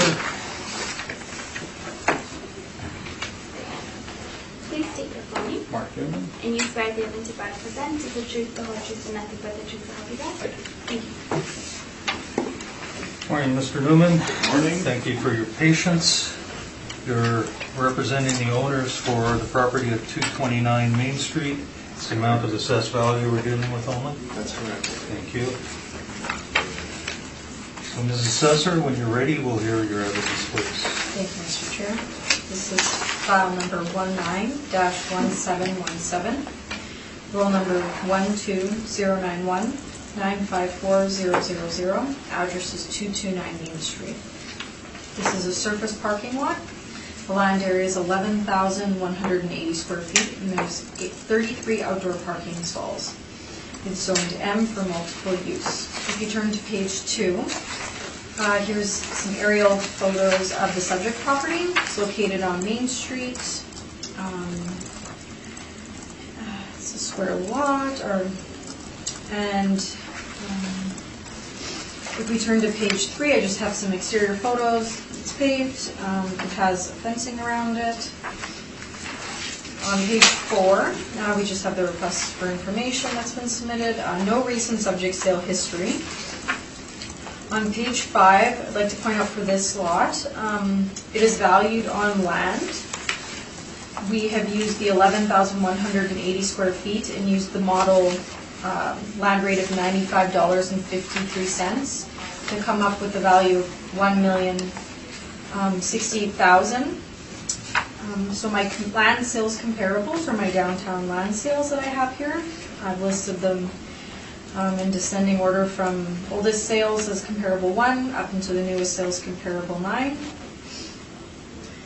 They range from $65.90 to $142.28. So the older sales have not been time adjusted, but it is assumed that they would need to be. If I turn to page 6, I have the income stream parking lot workup just as backup evidence to the land value we've applied. We've used 33 stalls times a monthly net unit rent of $117 to come up with a net operating income of $46,332. We've used the overall capitalization rate of 4.5%. So for the income value, the capitalized value would have been $1,030,000. So our difference, I think, is $38,000 compared to the land to the income. My comparable properties on page 6 are the 2017 reported rental rates for surface parking. Index 5, 7, and 8 would be closest to the subject property. 5 obviously has a bit higher stabilized net operating per stall per month of $142.93, and then index 7 is 105.51, and index 8 is 111.03. There is quite a range on here.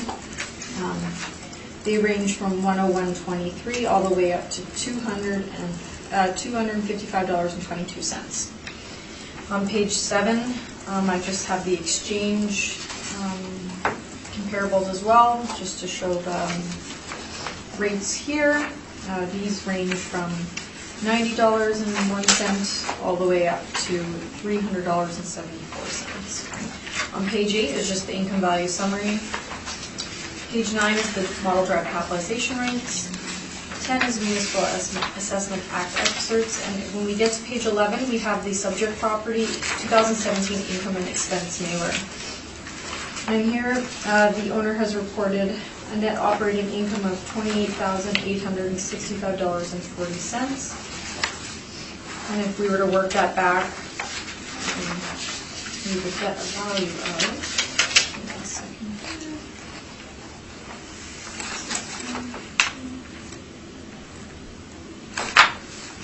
It would be $72.89 per stall for the 33. And that's reported by the owner. From my understanding, this lot is not occupied currently by a parking management company. And if I turn to page 18, I just have some comparable property actual rents. So these are gross as of April 1st, 2018. A lot on William Stevenson Way that's charging $185 monthly for random, $240 for reserved. And on page 20, a lot on Main Street 245, charging reserved parking for $225 monthly, random parking for $185. And then on page 22 is my addenda. If you want a worked back number for my comparable property on page 18, you could apply, we use the 185, 45% expense ratio to get $101.75. And if we use again the random one, not the reserved, for 245 Main, we get that same $100.75 per stall. My recommendation today is to maintain the 2020 assessed value of $1,068,000. Thank you. That's my presentation. Thank you. Mr. Newman, do you have some questions for the assessor? I do. So let's help the panel understand, and we heard a little bit about this earlier.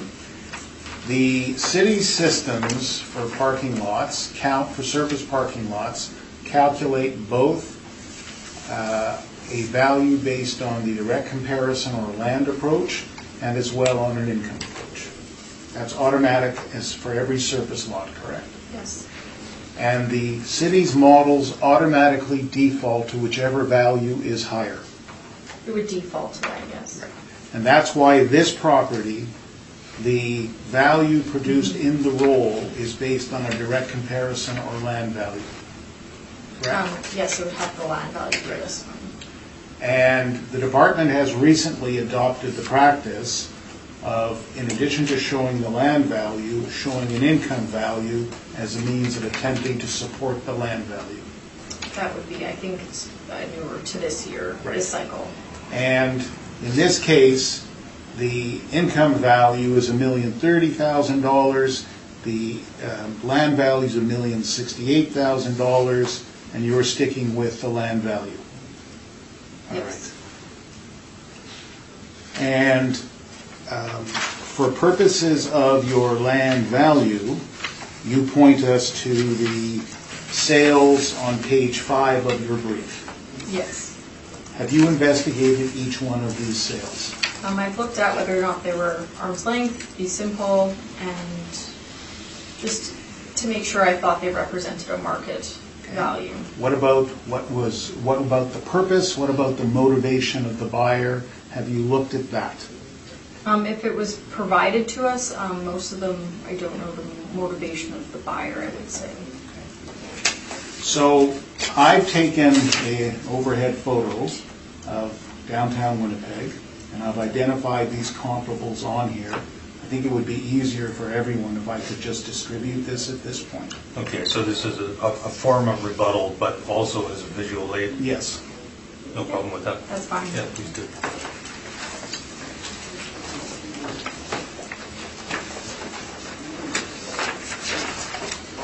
Thank you.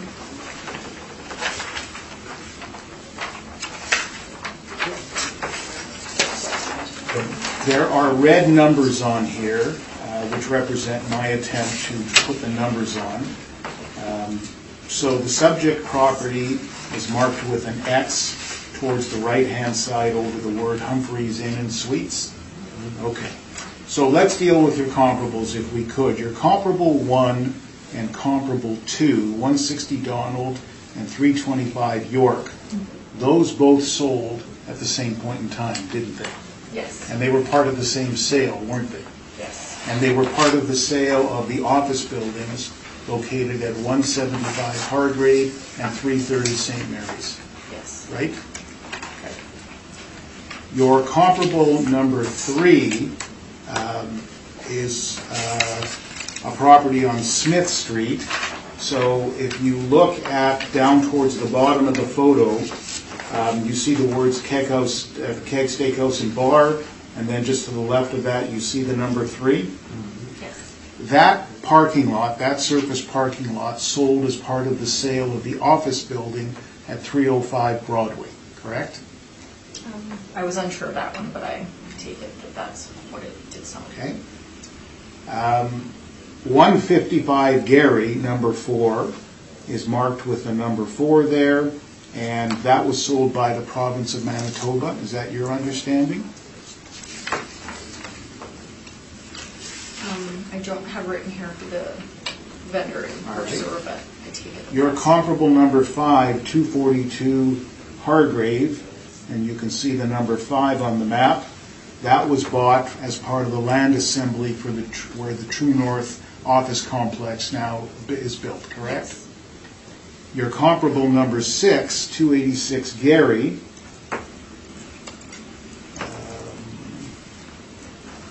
where is that? I don't know. That's near the top.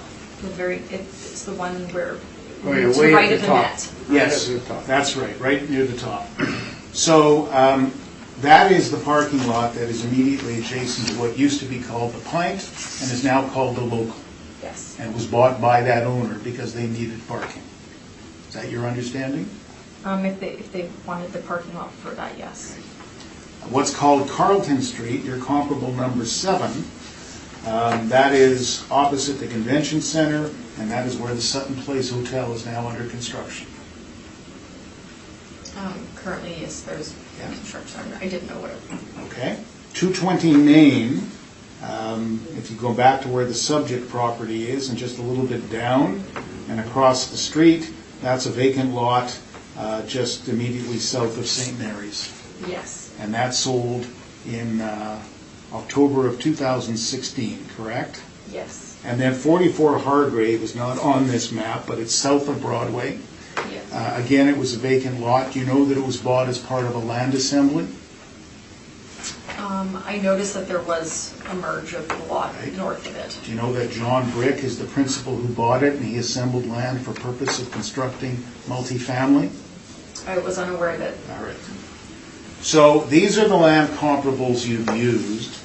Would you agree with me that the one that is closest geographically is 220 Main Street, essentially across the street? Yes, I agree. Would you agree with me that a number of these were part of the sale of office complexes, your comparable number 1 and number 2?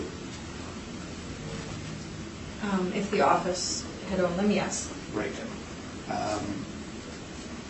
Your number 5 was part of the land assembly for the True North office complex, correct? Yes. Your number 7 is where the Sutton Place Hotel is now being built. Yes.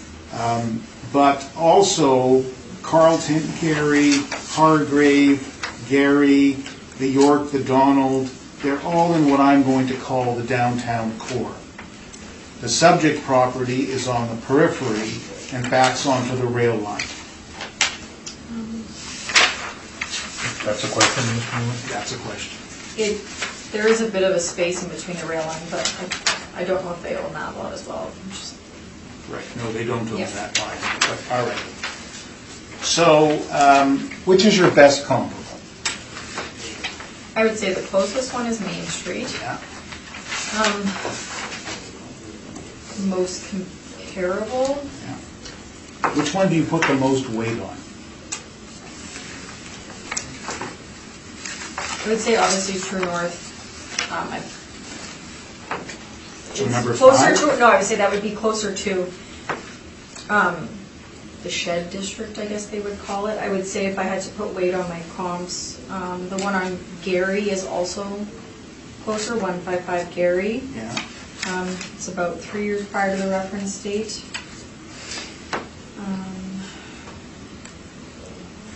And the one on Smith, 4 years prior to the reference date, would also be closer, kind of on the outskirts of, I guess, what would be that Shed Okay. Entertainment District. How do you get to $95.53 a square foot? That would be the model drive rate, so that would be looking at multiple land sales. I'm unsure how the model came up with that So exact. then let me ask you another question. Who selected these comparables, the model? I selected them. Right. So you selected the comparables, but the model selected $95.53. Yes. What's the connection between the two? Well, I would say there's obviously a range between the sales, Yeah. and we're not always going to be bang on to the subject property from a sale. I obviously didn't want to exclude Main Street, but that one did sell across the street. It's a bit less than 2 years prior to the reference date, so I thought it was within a range, a fair range. I'd be it on the higher range of it. The higher range of what? Of like, so if I looked at comparable 8 and then the number we have, it would be higher. It would be towards the top range of the sales, I guess. Obviously not close to the 142, but closer to the $100 sales. So.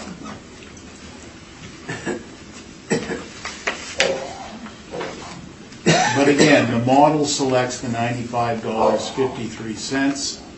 The model then gives you an array of comparables, and you select from that array.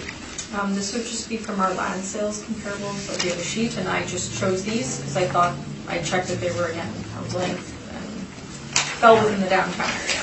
Okay, let's turn to page 6, the income approach. Let's just talk capitalization rate for a moment.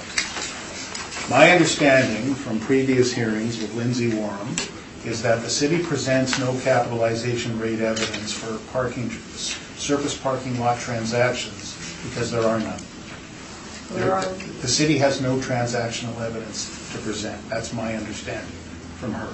I'm not sure. I've obviously calculated cap rates for other things, for parking lots. I'm unsure of why we don't have them specifically in our briefs, but there are capitalization rates. Okay. So, sorry, Mr. Newman, your question to her was not the statement that another assessor made of what is her understanding? Yes. And your answer to My that was? understanding is we just don't have them in our briefs. I'm unsure why that is. Well, let me say it to you this way then. Are you aware of any surface parking lot sales in the year or two leading up to the reference date from which a capitalization rate could be extracted? I hadn't looked, and obviously the ones that I had calculated were prior to a 2014 assessment, so I can't speak to anything that's happened after 2014. So you're not aware is the answer. I just haven't looked into it, so Are you aware that for the 2016 cycle, the decisions of the board generally used a 6% capitalization rate on surface lots? that I wasn't a part of that appeal, but Are you aware that for the 2018 cycle, the city moved to 5% capitalization rates on surface lots? I'm sure, but I'm sure it's stated. And this time we moved to 4.5%. So there's been a downward progression. You're not able to point me to any evidence that supports a downward progression on surface parking lots are you? I don't have that evidence, I agree. If I suggested to you, my understanding from what another assessor has said is that because the city believes capitalization rates have progressed downwards for other types of properties, so too should they progress downward for parking lots. Have you heard that? I haven't heard that. My understanding is, like, from my own point of view, would be there's less risk with parking lots, but. Well, let's talk about that. So tenants in office buildings sign leases. So they're committed legally to stay for a certain period of time. Do tenants in service parking lots sign leases, in your experience? I don't think so. I'm not sure if they sign like a contract. That I can't speak to. I've never, unfortunately. And I'll suggest to you that in fact tenants or occupants of parking lots are transient. They come and go, and there's turnover. Would you agree with that? Yes. So I'm going to suggest to you there's actually less security for parking lot owners than there is for an office building owner in terms of knowing that the tenant will be there for a fixed period of time. Do you Yes. agree with that? I would agree with that, but I think there will always be office workers that need parking in the downtown. That's true, there always will be. Do you agree that the location of the lot makes a difference in terms of the demand for that lot? I would agree with that statement. And the more central the lot, the greater the demand is going to be? Yes. Because the demand generators for parking lots are the surrounding office buildings. Yes. And would you agree with me that this lot at 219 Main Street is on the periphery of downtown? It would be on the edge of it, I guess, Yes. for the, yes, but there is office buildings there, so. Well, there are office buildings everywhere, but now we're talking about the concentration. So if you look to the east of this building, there's no parking lots, there's a railway line, correct? There is one parking lot to the east, the northeast. That wasn't my question. My Okay. question is there an office building to the east? The answer is no, there's a railway line. No, there's just the office building to the north. Right. There's no office building to the south? No, there's just another parking lot. Then you have to cross Main Street. Yes. And once you cross Main Street, those parkers have equal access to the underground lot at Winnipeg Square at the corner of Portage and Main, and all the other lots in the area. Do you agree? Yes, they would have access to other lots as well. And two things that are going to drive people who park in parking lots is price and how far do I have to walk, Yes. especially in the winter. So the rate of $117 per stall net, do you know what the expense ratio being applied to get to that rate is?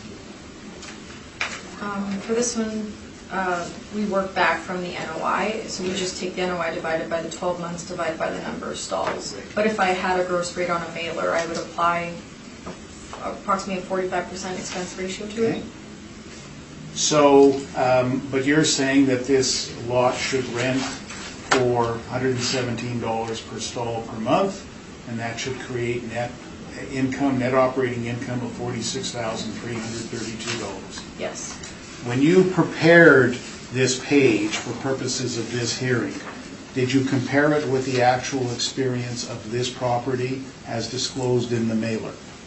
So this page would have been prepared by our model. This would be generated for our brief. And then I did review and I stated for the, on my page 11, if I use the net operating given to us by the owner, it works out to about $72.89 per stall. So two So it is things. lower. Yes, so two things to be noted.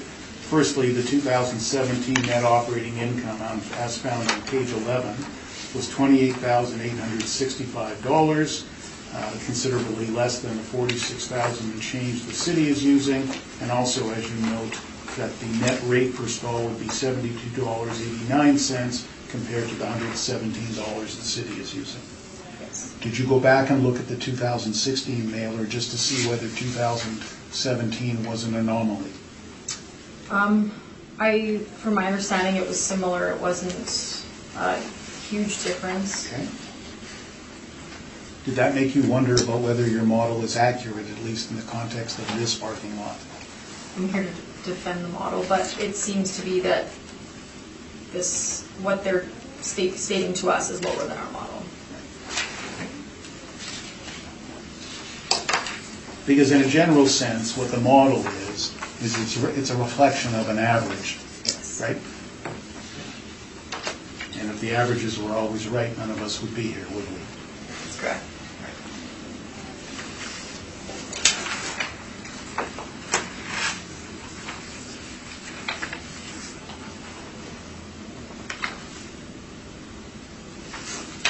Those are my questions. Thank you. Thank you. Mr. Pereski?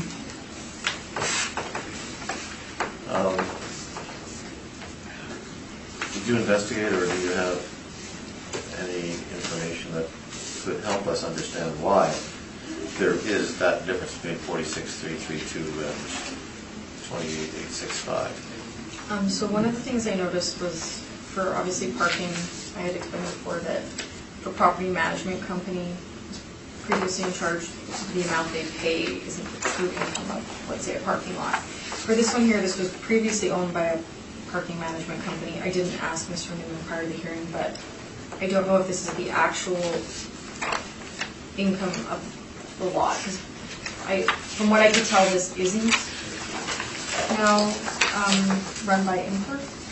So that was kind of my concern with the income, just to determine whether or not it was a fee paid or the actual parking income. Who does it appear to be submitted by on the second page of the exam? It would be submitted by the property manager, who always would submit it. Just recently I've noticed that it's no longer, from what I'm understanding, Impart is not the tenant, but I didn't fully confirm that. It appears that the property manager works for, is that Ryan Holdings? It would be, yes, I think it's MPN. Oh, MPN. Yes, Okay. but they always submit the makeup, so. Who parks in this lot? Don't know the specifics. I would think it would be people from the office to the north of it, if I had to make an assumption. Is it dedicated parking, or is it just totally random? Like, I could go park there. As per the mailer, we don't have any hourly rate, daily rate, monthly rate, so I'm not sure. And then again, from the signage, from my understanding now, it doesn't look like it's in park, so I'm thinking it's used for a specific office building now. And it is owned by 4310977 Canada Inc. Yes. Is that the owner of the building to the north? I actually had that property in appeal and I can't remember the exact ownership, so I can't speak to that. So here we have another example of the parking lot used by a building but being treated in a separate appeal, Yes. which makes our work difficult.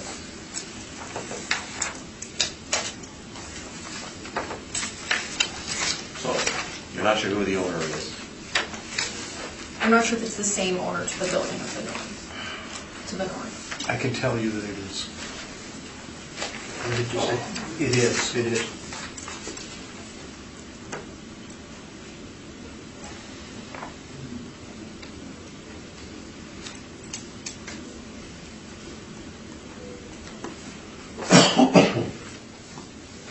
Okay. We'll go to page 11. Yes. You earlier stated that you got an average per stall of $72.89. Yes. So you would have taken the net operating income and added back the property taxes? No, I would have just used the net operating income, divided it by 12 months, divided by 33 stalls to come up with that number. And you don't feel that that is reflective of what it should be instead of 100 and... If it's now not owned by Park and they're not getting any other daily or hourly rate, but again, I don't know that from the mailer. If it is just strictly monthly parking for the office now, unfortunately it's not listed there, so.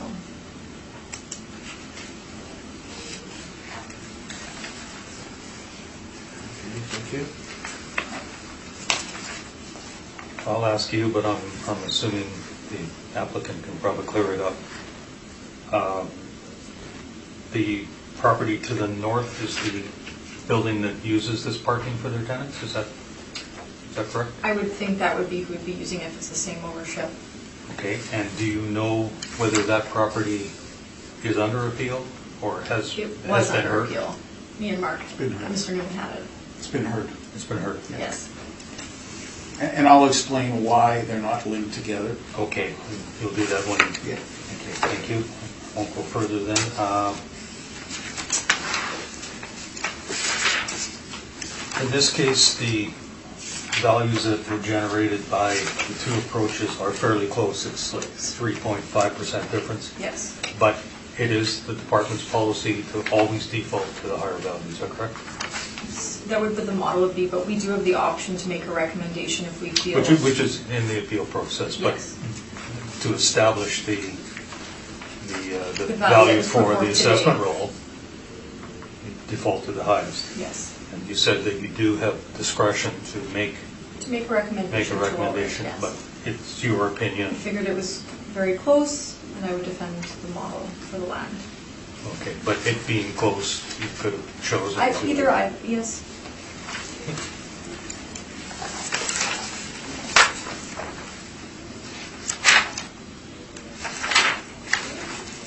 One further thing, access to this property is from the lane behind Main Street? Is that correct? There's no curb You cut from Main can't Street? turn off onto Main. And does that affect the value of the property of like $117 a stall? I would think what would most affect this wouldn't be the access, it would be whether or not they had like, in regards to like the monthly, daily, hourly parking would generate more income versus if we were just using this again as now. If it's strictly just used for the office tenants, I think that would make more of a, Okay, so we saw other parking lots that are in the West Exchange and there's a $90 rate applied to that. This one's on the periphery of downtown, so it assumes the it would fall $117 within downtown. that model, yes. For the boundaries. So if it were, say, one block west, it would get the $90 rate? Well, those ones would be north. I think west of this would be the actual downtown sales. To the east, I haven't looked at. I haven't had any of those on appeal or reviewed them. I would assume that they're still using the 117. I think I can't tell you specifically what areas the 90 is going to apply to. Okay, thank you. Mr. Newman, before we hear from you, I'd just like to commend you on having one of your kids do the numbering for you on these. It's my shaky hand. So let's hear from you then, please. Thank you. So let me just clear up some things. This parking lot is owned by the same people who own the building immediately to the north at 243 Main. The reason it's not brought forward as a single economic unit is because this parking lot is not dedicated to the building. You or I could park there if we chose to. The building, in fact, is managed, the lot, in fact, is managed by InPark. The figures you see in the questionnaire are exactly what comes to the owner from InPark, except the fee that InPark charges is removed from those numbers, and that was $2,454 in 2017. So, but beyond that, it is exactly the reporting that is received from InPark, and InPark does manage this lot. It won't surprise the panel that I've been down this road with the department before on a number of occasions, and I think actually on this cycle for the first time, as I asked of the assessor, we have seen the department support their values by both the land approach and the income approach. It's not the first time they've done both approaches. They've done that before, and they've defaulted to whatever the higher value is. I will observe that it is the practice of the provincial assessor to use whatever value is the lesser of the two, and to not rely on the higher value. but the city has chosen to go the route they go.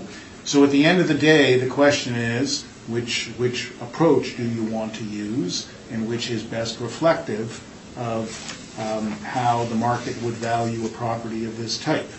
And my material takes the approach that the most appropriate approach is a land value approach. And if you go to tab 1 of my material, you'll see that I've attached the standard on mass appraisal of real property published by the International Association of Assessing Officers.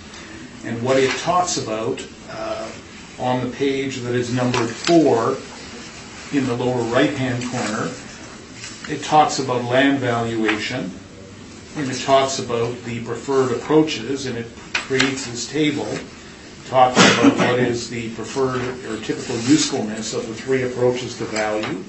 And on non-agricultural land, it indicates that the sales comparison approach is the ranked as the most useful, and then the income approach will be the second approach to be taken.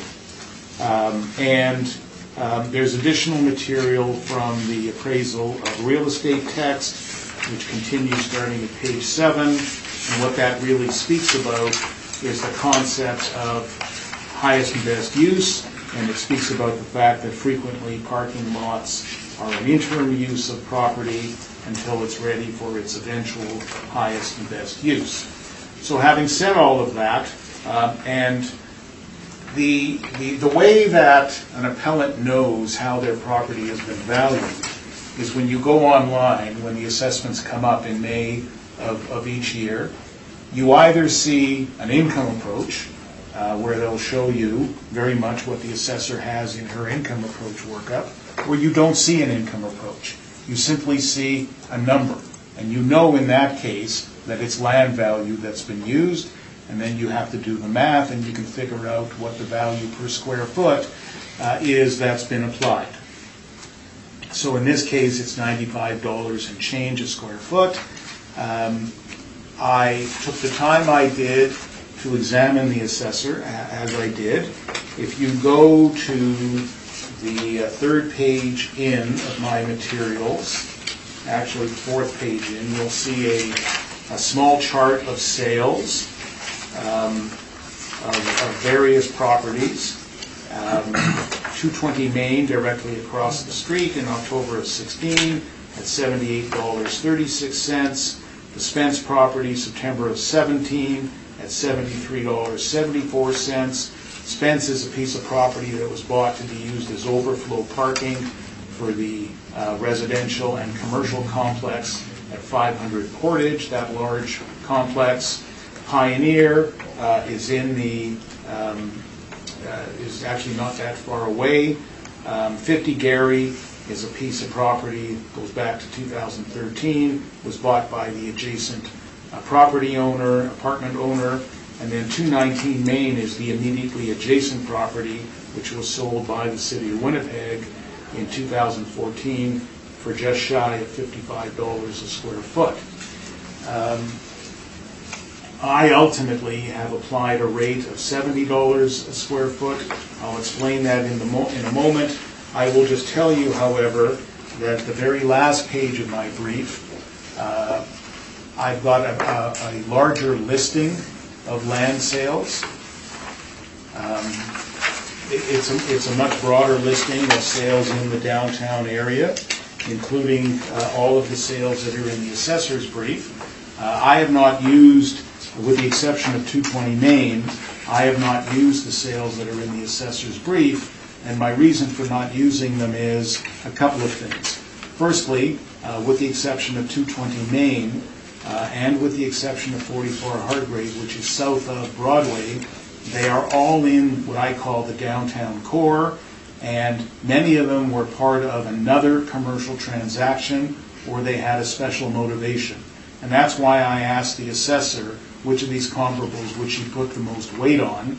I don't understand how you can put weight on comparable number 5, the land assembly for the True North office complex, I don't understand how you can put weight on number 7, which is the land assembly for purposes of building the Sutton Place Hotel, where there is a very large hole in the ground right now.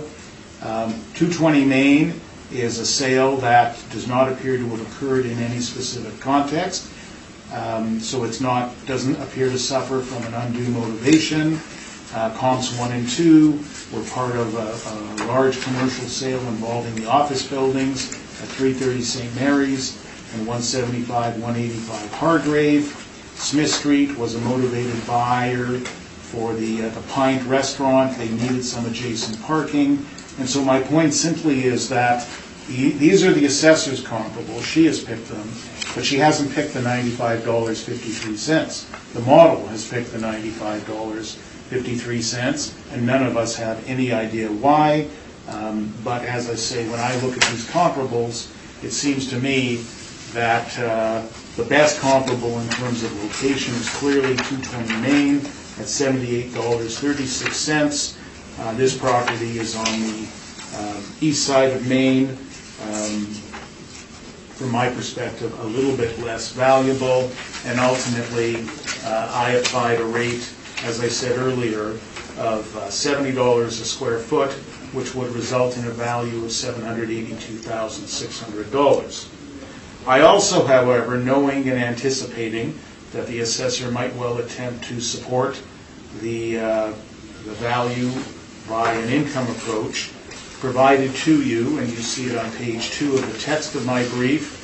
There is the revenue, and there is the expenses, and there is the net operating income for the 2 years, 2016 and 2017. The questionnaires are attached. This is what this property does. Why does it only do this amount? Well, the owner explains to me, for example, that they don't really get any event parking. It's on the wrong side of the tracks in terms of the forks, and it's a little bit further away in terms of the MTS center, things happening in the downtown area. So although they have tried in the past, they find that they don't get any evening event parking in this lot. They tell me that this is what the lot is able to generate. There is vacancy from time to time, and one of the problems with this model is this model assumes 100% occupancy. But you don't get 100% occupancy in parking lots. You get turnover because people aren't on leases. They're free to come and go. So that's one of the problems in my mind with the model. And then the other comment I'm going to make to you is the capitalization rate. And again, I've spent considerable time in hearings with Lindsay Warham on behalf of the city, who has explained to me at great length that the reason the cap rate came down to 4.5% for 2020 is because the city believes there has been a downward progression of capitalization rates generally, and they think that progression should be applied to surface parking lots as well. I can tell you that in a prior hearing I was in, a panel with Robert Hutchings chairing, they selected a 4.75% capitalization rate. Mr. Story tells me that dealing with a series of lots around the Goldeye Stadium recently, that the panel selected a 5% capitalization rate.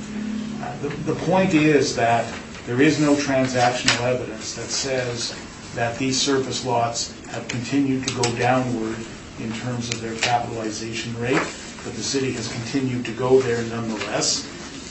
And so what I've done is, at the end of the day, from an income approach perspective, you can see the NOIs were $26,520 in 16 and $28,865 in 17. I've rounded to $29,000. I've applied a 5% capitalization rate. That derives a value on an income approach of $580,000. All taxpayers are entitled to be treated equitably.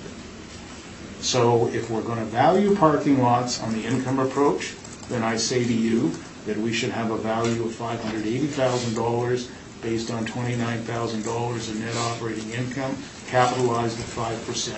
If the city is free to value parking lots inconsistently by defaulting to whichever value is higher, then I say our value should be $70 a square foot, and that turns into $782,600. subject to your questions, those are my submissions. I thank you. Ms. Santucci, questions for the applicant?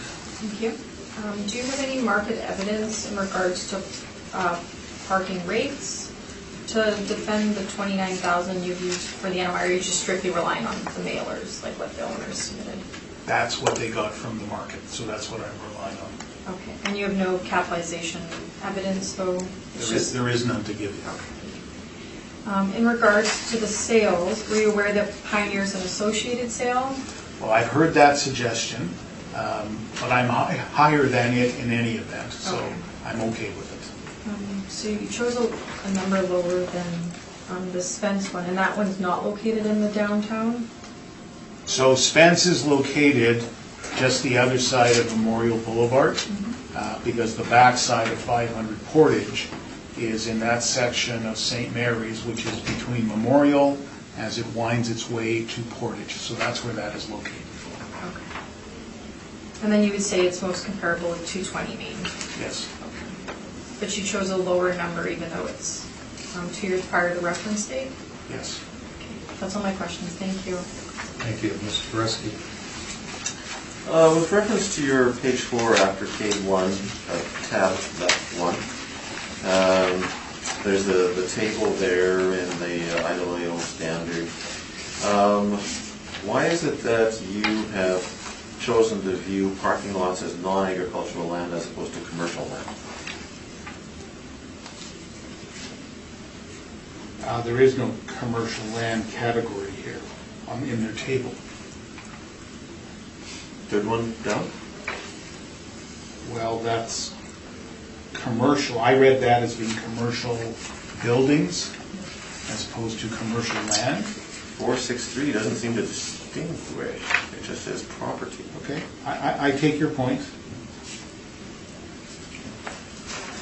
And you've talked about the 2 different approaches being taken this year by the city and defaulting to whichever one is higher. Can you help us, given your learned background in law, is there anything in law that would be helpful to the panel to determine what is the appropriate approach with respect to taxation law? Does it defer to the taxpayer? Should one defer to the municipality?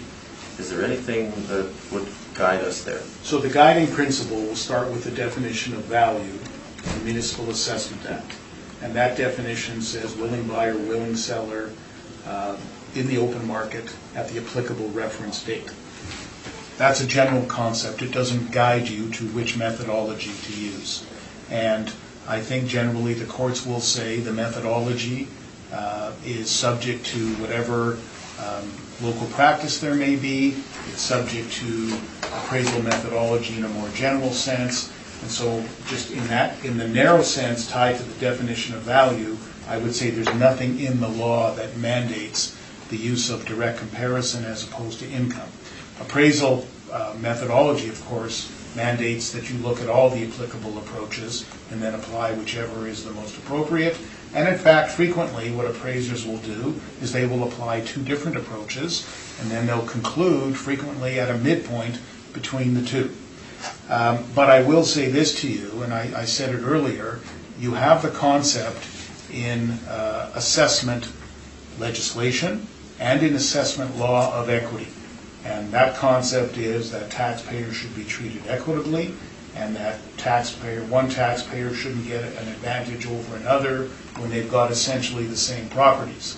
So, we might have properties right beside each other where for some reason one property gets valued on the land approach and the other property gets valued on the income approach, and because they're right beside each other, somebody will say, why? Why is it that there's a difference?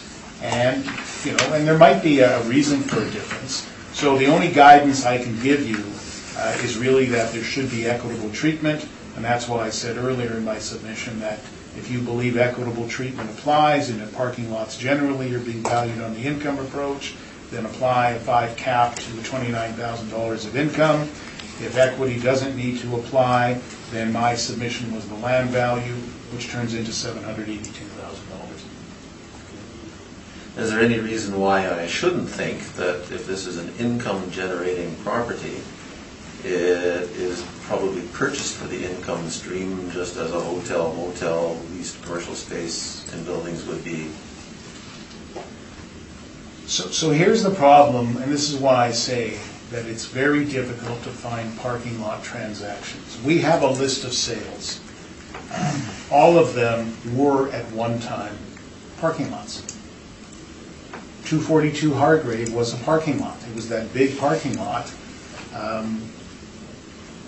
but then it got sold. So what the assessor theoretically would do, and has done in the past, is they would calculate a net operating income for that parking lot, and they would apply the sale price. But that sale transaction is not the buyer buying it for purpose of continuing the use of a parking lot. That sale transaction is the buyer using it for purposes of a land assembly to allow the construction of the True North office complex. And that's the problem with doing that. Thank you. Philip? I have no questions. Just a little clarification. You made a comment that the city of Winnipeg always defaults to the highest value. Yes. The provincial government always defaults to the lowest value. Yes. Which of those do you think is more in keeping with the concept of highest and best use? Well, If you were theoretically, to pick one of the methods. right. But what I'm going to say to you is the first step in every appraisal assignment is always determine what the highest and best use is. We don't do that a lot here. Mr. McPherson, you'll know that recently I gave you a submission on highest and best use, because of course the tests of highest and best use include legally permissible, physically possible, financially feasible. But we tend not to do that here. We tend to assume, I'll use the word, that the existing use is the highest and best use, and really don't give the highest and best use a lot of attention. So in a sense, we skip that step by and large with what we do here. But having said that, you can use either approach. The approach you use should be driven by the conclusion as to which is the highest and best use. And that's why I gave you the material I did, that generally speaking, parking lots are considered to be an interim use, that they are a step towards an ultimate higher and better use. And we see that in some of these sales where what was once parking lot now has become office buildings and other types of development, reflecting the affirmation, if you will, of the concept that the parking lot was an interim use. The reality is, in downtown Winnipeg, those interim uses are generations, because the demand for development purposes just isn't there in downtown Winnipeg. You go to downtown Toronto, you won't find many surface parking lots in downtown Toronto. They build them underground because there's a demand for that land. Okay, and then I think you already answered this from the assessor, but I'm not sure you did. The 220 Main Street, $78, and you've gone lower than that because of the proximity or the side of Main Street that it's on. So in two things. In part, that's part of it, because it's on the other side, Right. and it's going to have less access, less demand from things that are on the west side of Main Street. Again, people are looking to walk as little as they can. But as well, secondly, in looking at the other comparables, in my mind, they tend to pull the value down a little bit, and I acknowledge it is somewhat dated, but the immediately adjacent property did sell for $55 a square foot. And that was, as you say, somewhat dated. Yes. And as is the sale of 220, it's also somewhat dated, is it not? Yes, it's in the,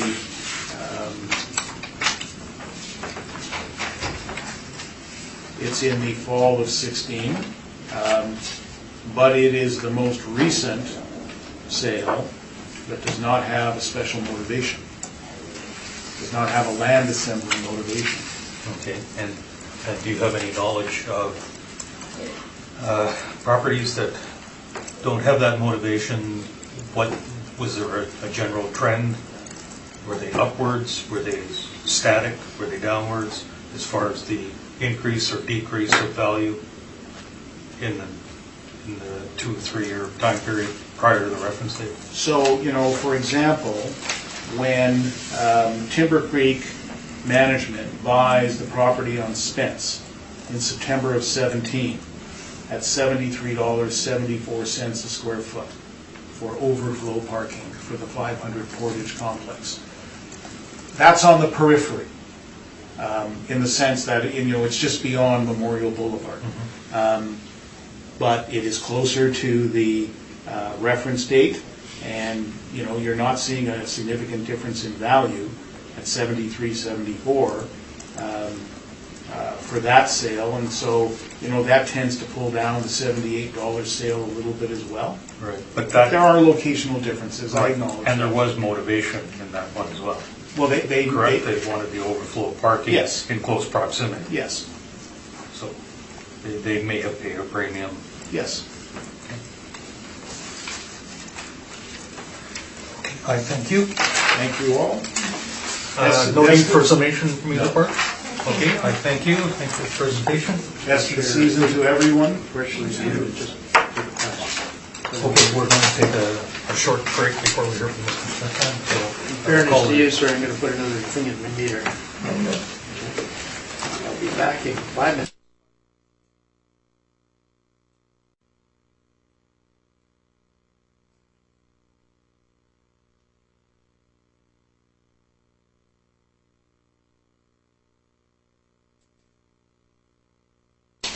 Okay, I'll call the hearing back to order.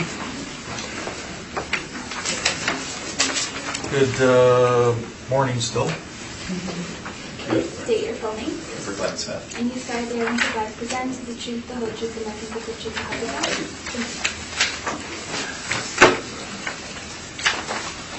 Mr. Smith, you're representing the owners of 55 Donald, and this is, no, I'm sorry, 321 Assiniboine Avenue. That's the amount of assessed value that we're dealing with? That's correct. Thank you.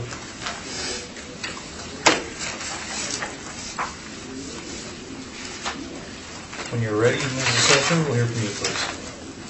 So this is file number 19-584, roll number 12092519200, address is 321 Assiniboine Avenue.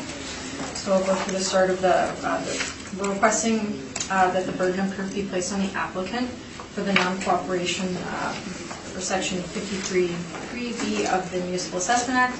And then a reduction in assessment is ordered that it follow section 54(3.2) of the Municipal Assessment Act. So I'll quickly go through this here. If you turn to my page 8, we requested income and expense related to the use and operation of the property from 16.1. If I turn to page 9, on our mailer for 2017, this was mailed out, for the 2017 information, mailed out April 12, 2018, we have here in the letter, we therefore request that you complete the enclosed questionnaires and return them to our office on or before May 3, 2018. Please note that separate questionnaires are required for each roll number. Submitting one mailer covering multiple roll numbers is no longer acceptable. Failure to comply with this request will result in the imposition of penalties outlined in the Municipal Assessment Act and detailed in the attached instructions for completing questionnaires. And then I'll just point to page 11 where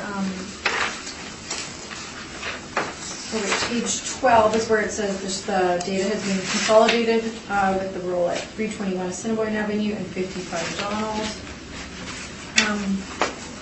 So based on that information, and the owners previously submitted a multi-roll mailer as well, and the penalties were applied in 2018. So for today, I'm just requesting that the burden of proof be placed on the applicant for the non-cooperation. Thank you, Mr. Smith. Did you have any questions of what the assessor has presented? No, I have no particular questions. I'll do that information. Okay. Mr. Breskin, did you have any questions of the assessor? Is the statement on page 13, 14, is that then the combined for the two? Or like it says $55 on top? Yes, so so this address is the 321 Assiniboine, and then for the top of the income statement on page 13, we just have the 55 Donald Street, and we don't have any like income statement that just states separately for the parking lot to state that there's the parking for that location, expense sort of information. Is parking lot revenue in here somewhere? Parking Yes, revenue there's there. parking revenue. Okay, there's parking revenue, and I see farther down, parking lot cleaning, et cetera, et cetera. Yes. Is there anything going on at 321 Assiniboine Avenue other than the derivation of this parking revenue and then some related expenses? The subject property 321 Assiniboine would be only the parking. There'd be. And is there parking at 55 Donald as well that would be included in parking revenue? That I am unsure of. Parking revenue at 55 Donald.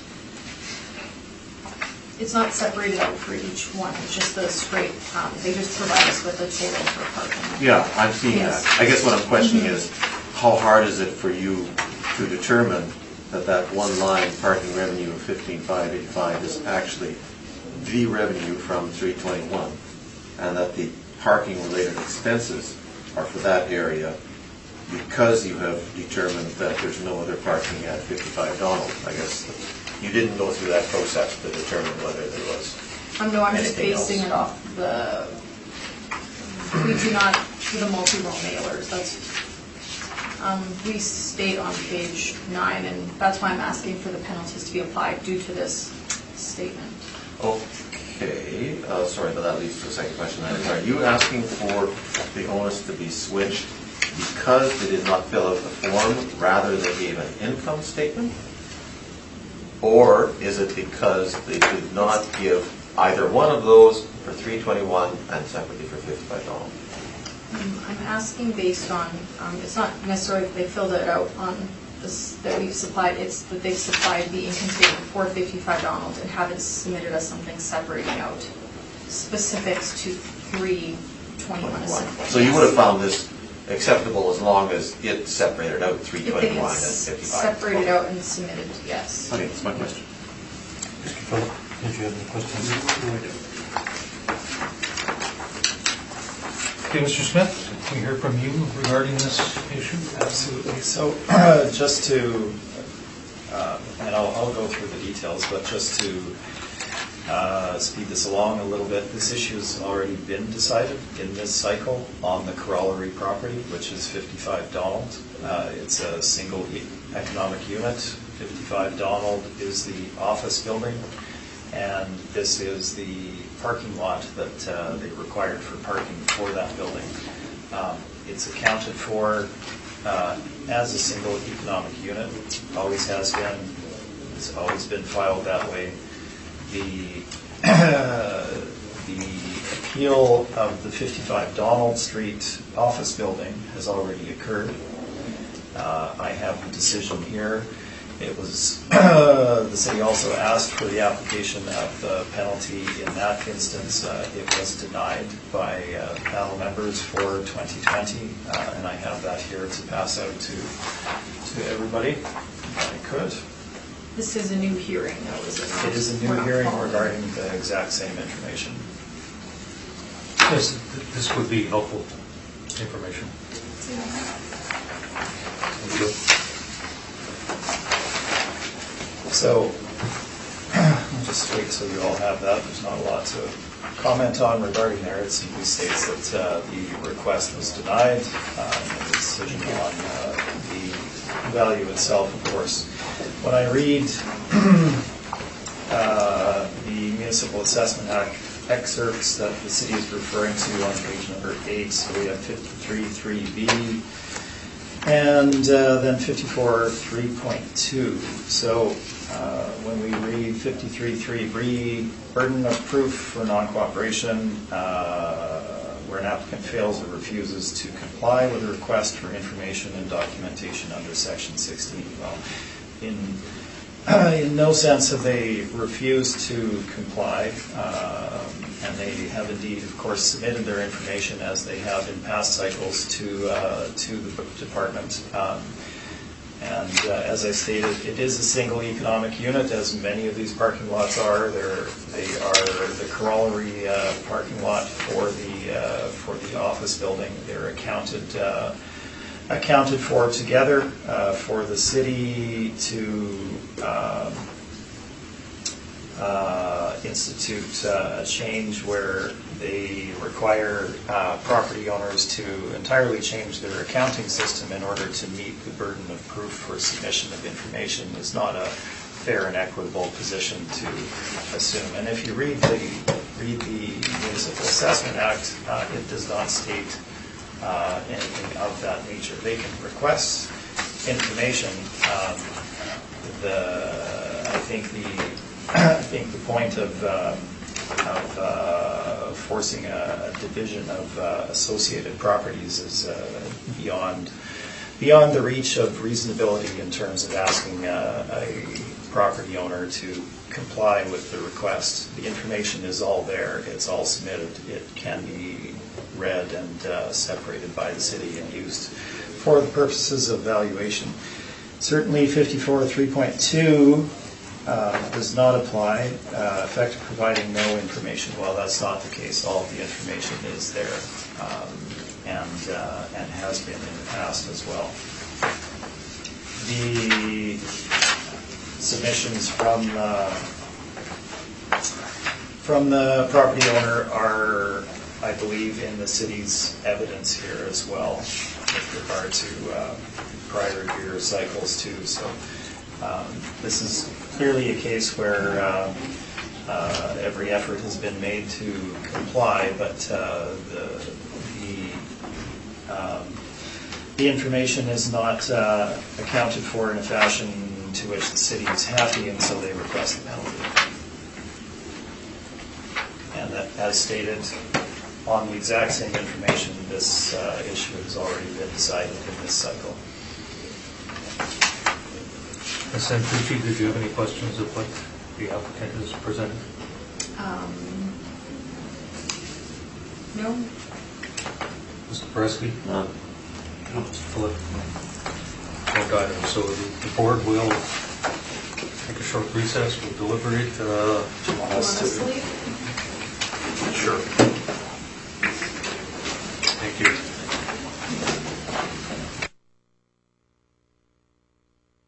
I'll call the hearing back to order.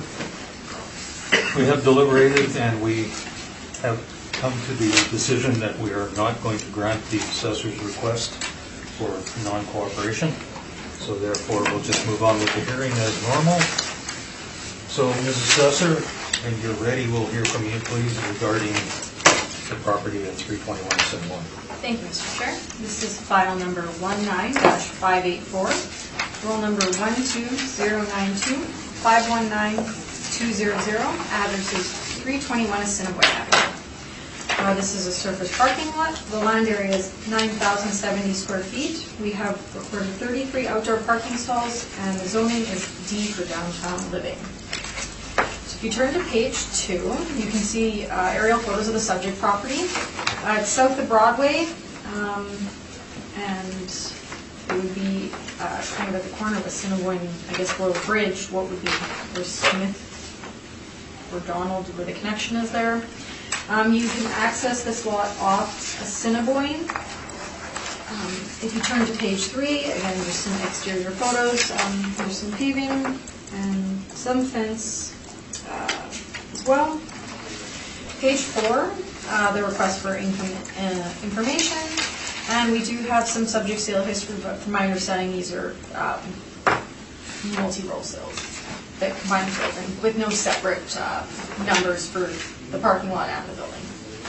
Turn to page 5. I have the income parking workup. So we've applied $90 monthly net unit rent per stall to the 33 stalls. We come up with a net operating income of $35,640. We have a capitalization rate of 4.5% to come up with the estimated value, the capitalized value of $792,000.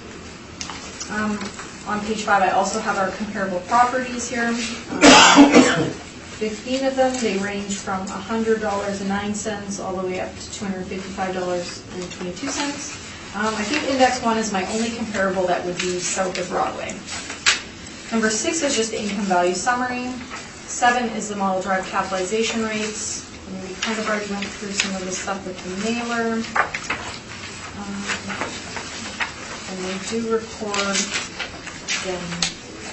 just the revenue of $15,585. I don't know if it's just monthly, daily, or hourly. I would assume it's just monthly for the building. And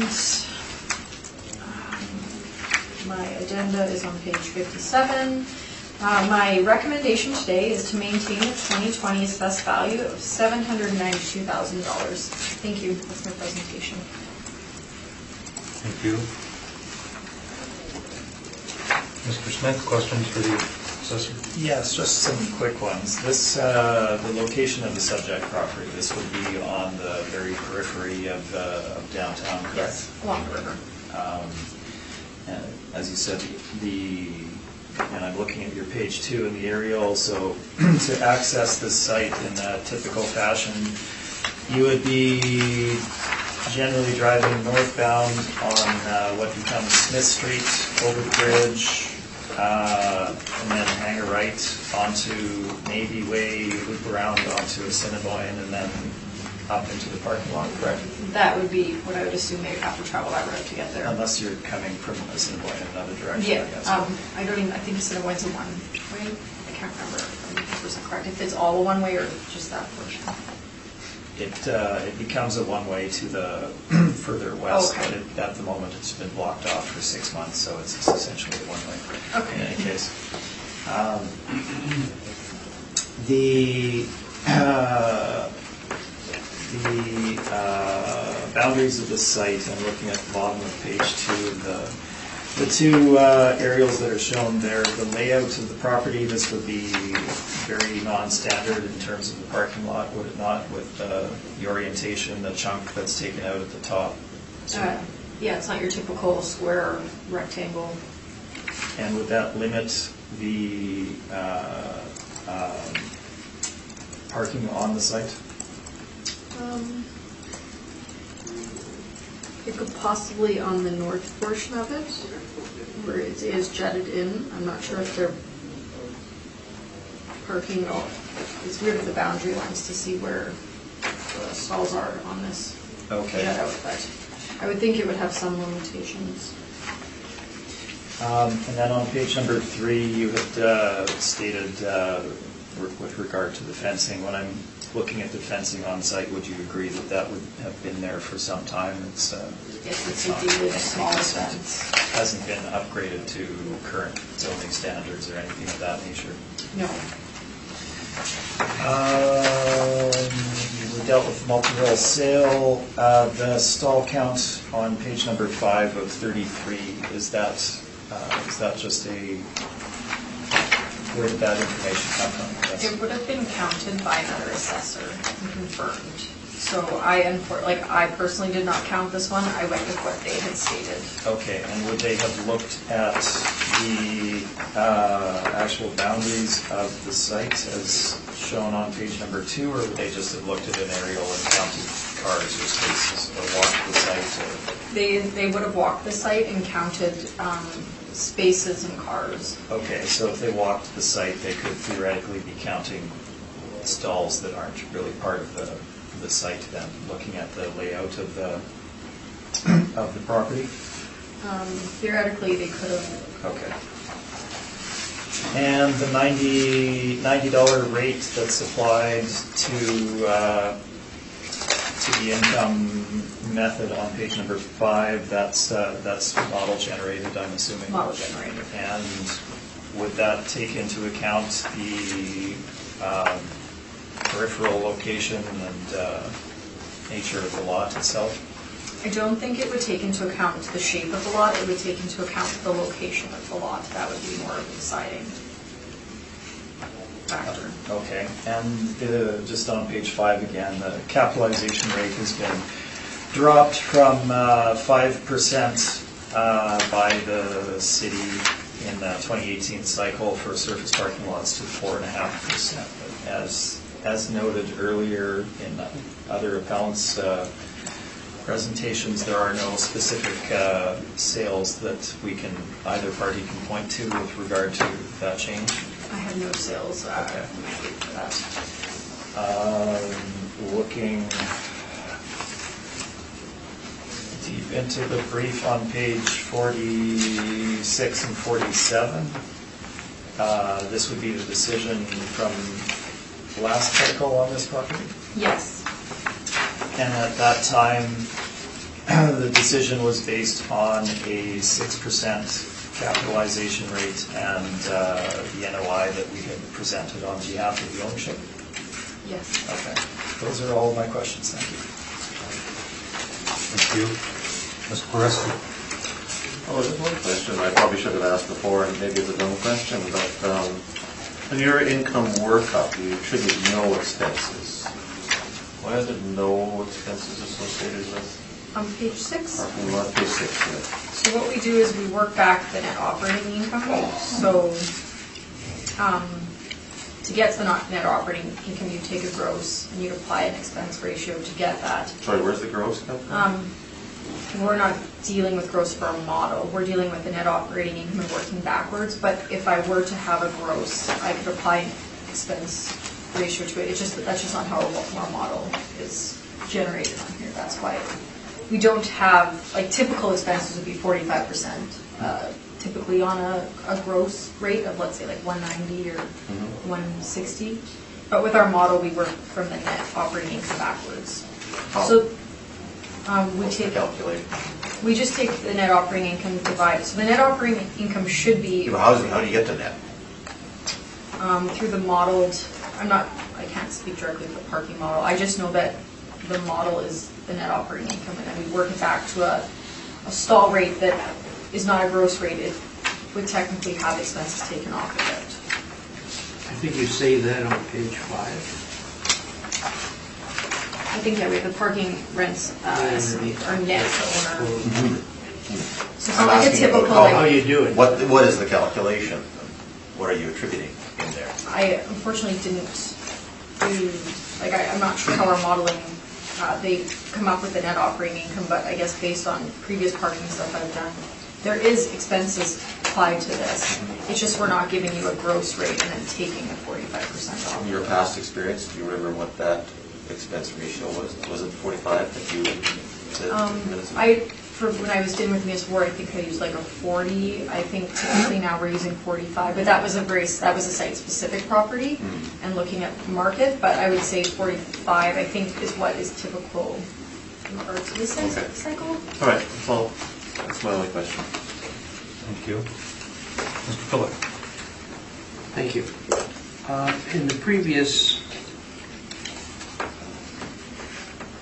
properties that we looked at, you also did 2 phases. One you did on cost per square foot, based on land sales.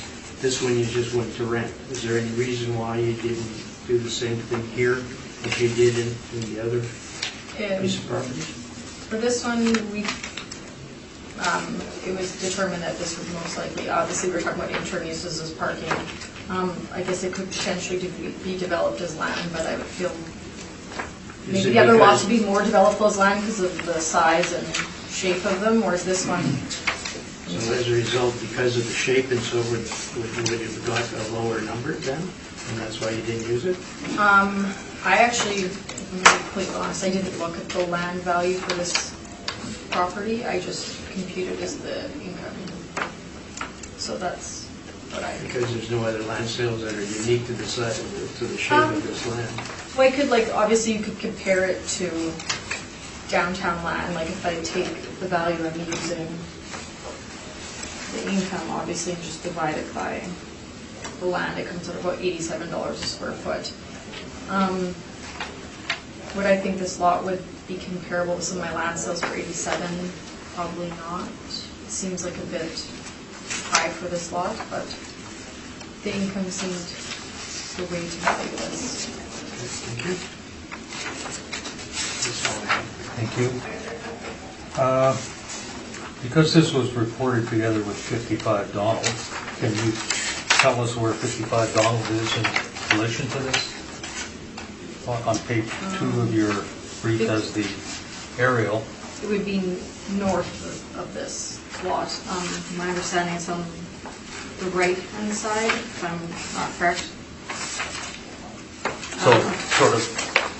It's fairly close to This is- subject. This is 55 Donald here, I'm assuming? That's what my understanding And is that that. sort of the.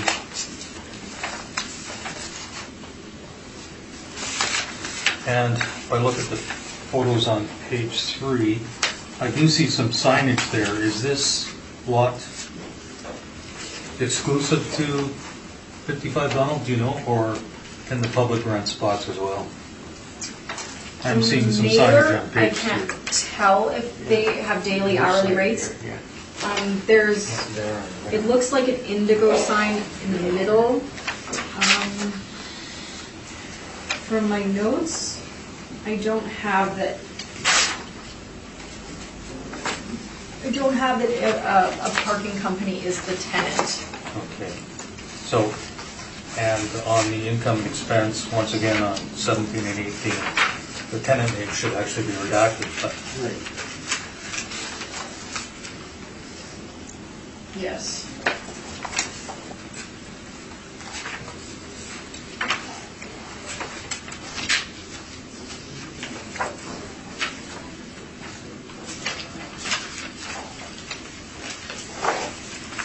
okay, the 4.5% cap rate, we've heard that that's a consistent cap rate applied to the all downtown. downtown surface parking lots. Yes.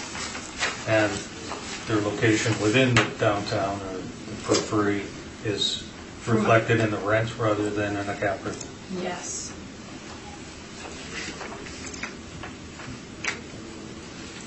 And just clarification, the number of parking stalls, 33, that was counted, but because of the irregular shape of the lot, 6 of those parking lots, or 6 of those parking stalls may not actually be on the subject property? Well, they put on the one part of the mailer, they put on page 11, there's 32 stalls. So I'm not sure. I went with what my coworker had counted and confirmed. But if I look at page 17, there's 3 there that say not usable. So Then I'm not sure whether that 32 includes those 3 or, that I'm unaware of. I just went Okay. off what my coworker did. for and the your inspection. coworker did a physical counting. Yes, so that's why I chose to. On the basis of what they thought the property lines were. Yes. Okay, thank you. Mr. Smith, give me a place. Okay, great. So we're dealing with 321 Assiniboine Avenue. As stated, this was purchased as part of the multi-role sale, including 55 Donald Street, which is a 5-story office tower, office building, just located to the north. So in the interest of clarity, I'm going to point you to the top aerial on page number 2 of the city's brief, as they appear to have a better aerial included than I do. So if you go to the northernmost point of the parking lot outlined in purple, you walk slightly around the apartment block that is located just to the right of that. 55 Donald Street is located in between Smith Street and Donald Street, the southernmost building there in that V. There is a city roadway that runs just in front of it on the south-end side that links Donald Street over to Smith Street for accessed by emergency vehicles and regular public. We've been here for 3.5 hours now, so just to lighten it up a bit, as a kid in the 80s, I played a game called Frogger, a video game where you had to get your frog across a highway and dodge all of the cars. That's actually what we undergo every day in crossing the Smith Street extension here. You exit your vehicle, walk up here. There is no walkway to get across, so you stand and wait for a break in traffic and then book it to the other side as quickly as you can. Not an ideal setup, certainly in terms of the location of the property. If you look at that same aerial in terms of drivers for revenue for that property, each of the apartment buildings that are adjacent to it have their own dedicated parking lots. There's no parking to be derived from those sources. If you look at the newly developed office, or rather apartment building on Assiniboine Avenue, the large one just to the south there, they have their own indoor parking for that property as well. There's no additional parking revenue to be derived there. Essentially all of the adjacent properties have significant parking. As you go north from 55 Donald Street,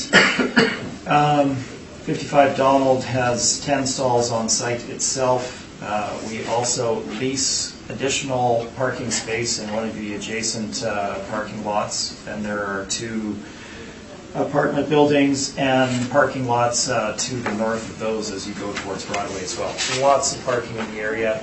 This is strictly dedicated during the daytime to the occupants of 55 Donald Street. In terms of use, you can't go there and park during the day. It does have evening and weekend parkings. It derives no income from evening and weekend parkings, essentially. There's nobody is parking here to go anywhere,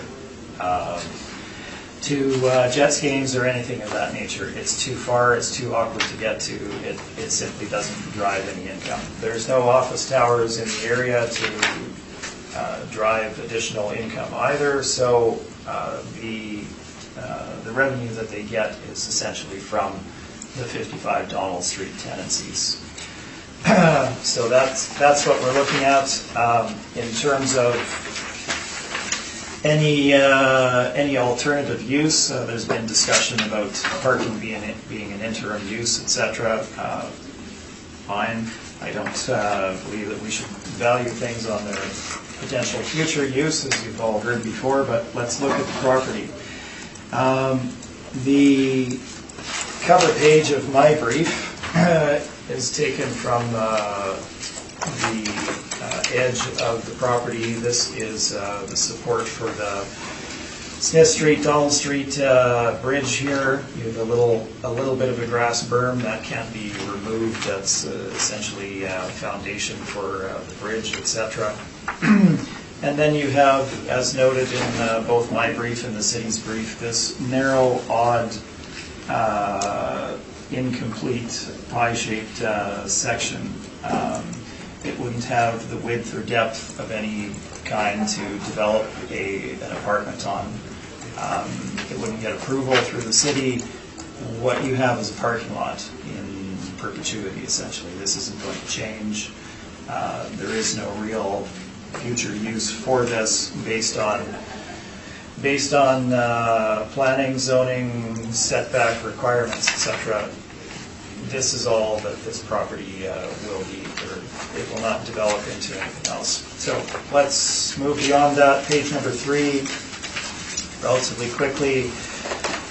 We do have a difference in parking stalls. There are 27 stalls on site. This is taken directly from the property management, and I believe a portion of the reason for that is accessibility. If you look at, and again, my site plan on page 5 is actually pretty decent. If you look at the aerial there, you can see the piece taken out on the north-hand side. That is the actual parcel. That obviously limits the number of stalls and, of course, access as well. So that piece is not available to be parked on, and obviously if you did park there, it would restrict any access to some of the adjacent stalls as well. So the actual number of usable stalls on site is 27 stalls, and that accounts for all of the property. Occupancy has already been mentioned. These properties are valued by the city at nominally 100% occupancy. The subject property does not achieve 100% occupancy. It's unlikely to in the future necessarily. As you can see from some of the photos, it's not 100% occupied, and those are taken during daytime hours, etc. I think the city shows the same thing. Let's move into the valuation itself. I think we've covered the background enough. Sales history is covered, so let's move into the estimate of value. So looking at my page number 9, again, it's part of the total investment asset with 55 Donald Street. There are, and is accounted for on that basis, there are a total of 27 stalls for 321 Broadway and 10 on-site parking stalls for tenant use at 55 Donald Street. So a total of 37 stalls in total. So any parking revenue is divided among those 37 stalls, and I believe the rental rate is the same for them. So in order to derive an accurate net operating income, you have to apply the proportional share. So in this case, it's just under 73% of the revenue and expenses would be dedicated to 321 Assiniboine.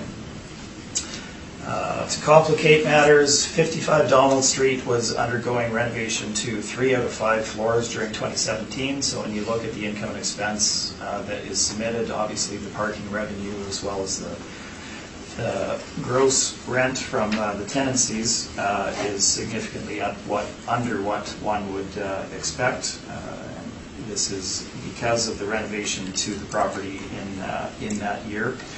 So there was only, I'm showing a parking income of $15,585 on my page number 9. I'm not sure if that was the drop in income or the total. 2017, right. So we can't rely on that. That was not indicative of an occupied property that would be making the most use of the corollary parking. So what we have done as the most fair basis of valuing the property is look at the 2018 income and expense. 55 Donald was fully occupied as of the very end of December, the very beginning of January 2018. So all of 2018 was fully occupied. The parking would be utilized during that time frame. So we have looked at that as the best method of valuing the subject property. Bottom of page 9 or middle of page 9 gives you the monthly rents of $170 to $175. And your hourly and weekend parkings, which essentially is irrelevant because they don't derive any income from that. Bottom of page number 9, this is where we get into value. So in 2018, the full gross rental income for both 55 Donald's parking as well as 321 Assiniboine was $81,547. 72.97% of that for 321 Assiniboine. The proportional share is $59,505. The expenses for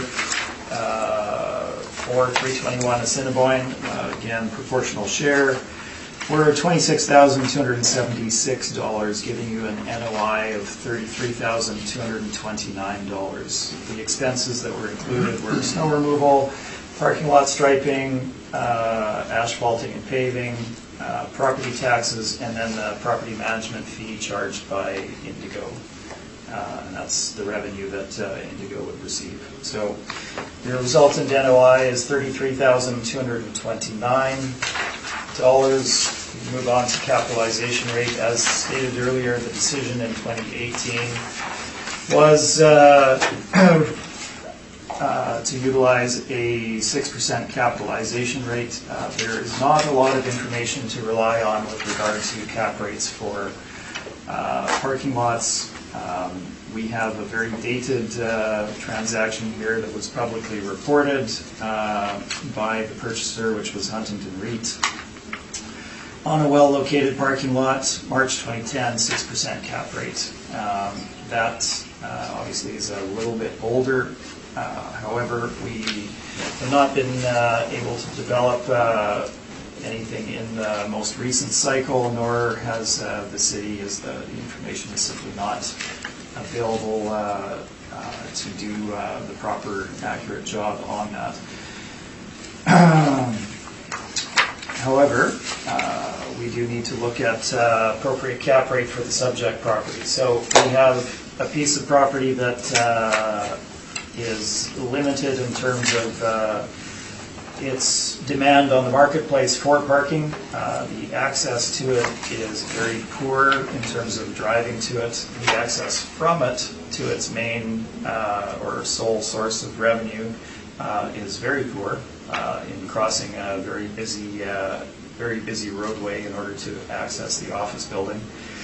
It essentially has no future development potential based on zoning requirements, setbacks, city approvals, etc. It's not going to become anything else.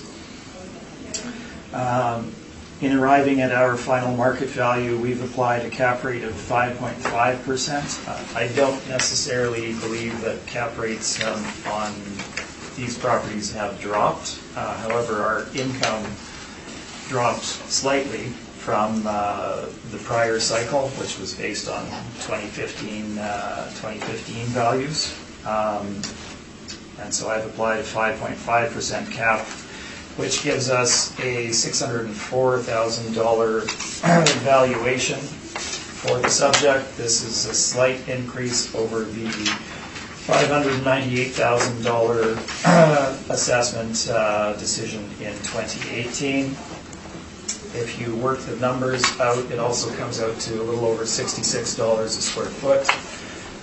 I did not present direct comparison evidence, however, you've heard it today. If you look at the two properties that were referenced on Main Street, which would be considerably better located, they transacted at, I believe, $73 and $78 a square foot. Subject in our valuation comes to $66+ per square foot. The addendum materials are there for you to review, and I'm happy to answer questions. Thank you. Ms. Santucci, questions for the applicant? Thank you.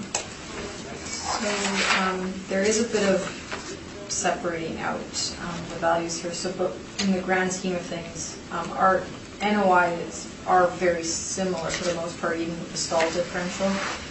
It's mostly just the cap rate. I'm guessing that is the disagreement here. Somewhat, yes. I guess you're a couple $1,000s higher than we are on the income. Okay.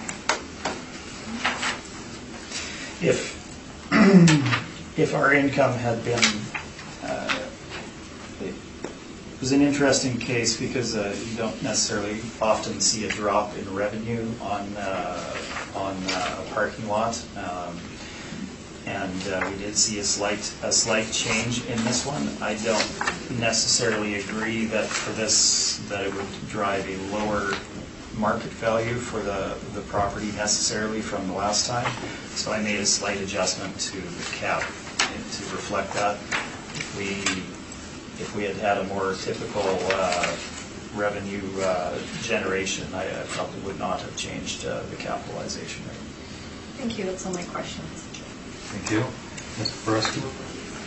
Although you've stated that there really is development potential on that site, I guess I'm wondering about, is there any likelihood of losing a portion or to affect all of the site with street works, bridge realignment, anything like that? Have you heard of any studies done on that bridge and the street alignment, or has there been any discussion between the owner and the city about it? It hasn't been relayed to me. Certainly, it is a concern, I guess, for the future. And if you look at the current setback from the bridge roadway, it's quite significant. So there is, I mean, if that were to occur, if they needed to expand the bridge to 3 lanes, essentially they'd be taking the parking lot as well as probably this apartment building at the northeast end, I guess it is. So that's certainly a bigger issue. I guess that potential is there if and when the city decides to do something with the Donald Street bridge. That's my only question. Thank you. Mr. Phillips? I see in here that you guys get free parking? No, definitely not. I pay for my parking. No, I was looking here. I thought I saw it. Or if it states it's not an accurate reflection of how it's run. We pay parking on a monthly basis. Okay, I guess I was looking here on page 17 of the assessors.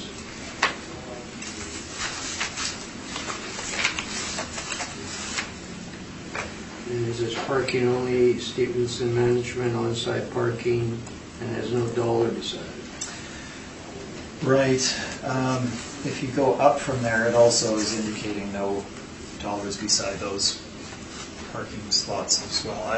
I'm afraid I can't explain that. It's a function of their Not that you don't accounting. deserve it, I'm just... Yeah. I wish I had a better answer for you, but they use I forget what their accounting system is, and there is revenue generated there, certainly. That was your only question. Keeping with the INE, I see that I'm ignoring the tenant name. So even ignoring that, I see that there's floor or units, and there's so many spots allotted to each, I guess, 100, 200, 300, 400, and 500. Even if I were to ignore the tenant name, I'm assuming that these are all tenants of $55. That's correct. But I also see that there's a couple here that are parking only. They don't have a floor or unit number attached to them, so is it actually leasable to, like if all the spots are not taken by the building? When we go back in time to 2017, MIT was working on the redevelopment of the property, and they leased a couple of the stalls out to their employees. Okay, that's when they were renovating $55. Right.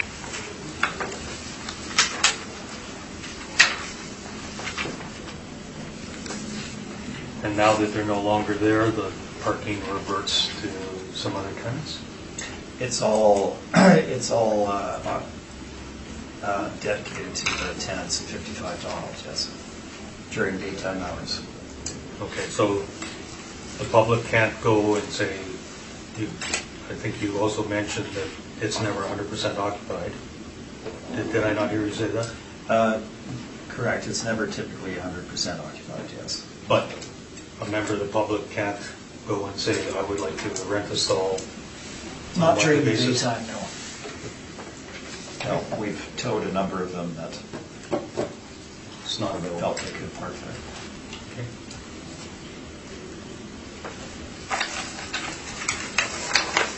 But in any event, you're saying that this property should be valued at $604,000?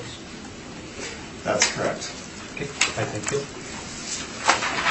Desire for a summation? Senator? Thank you. Mr. Smith? No, thank you. Okay, thank you very much. Thank you for your patience today, Mr. Smith. You're welcome. And thank you very much for your presentation today. Thank you. Nice to meet you.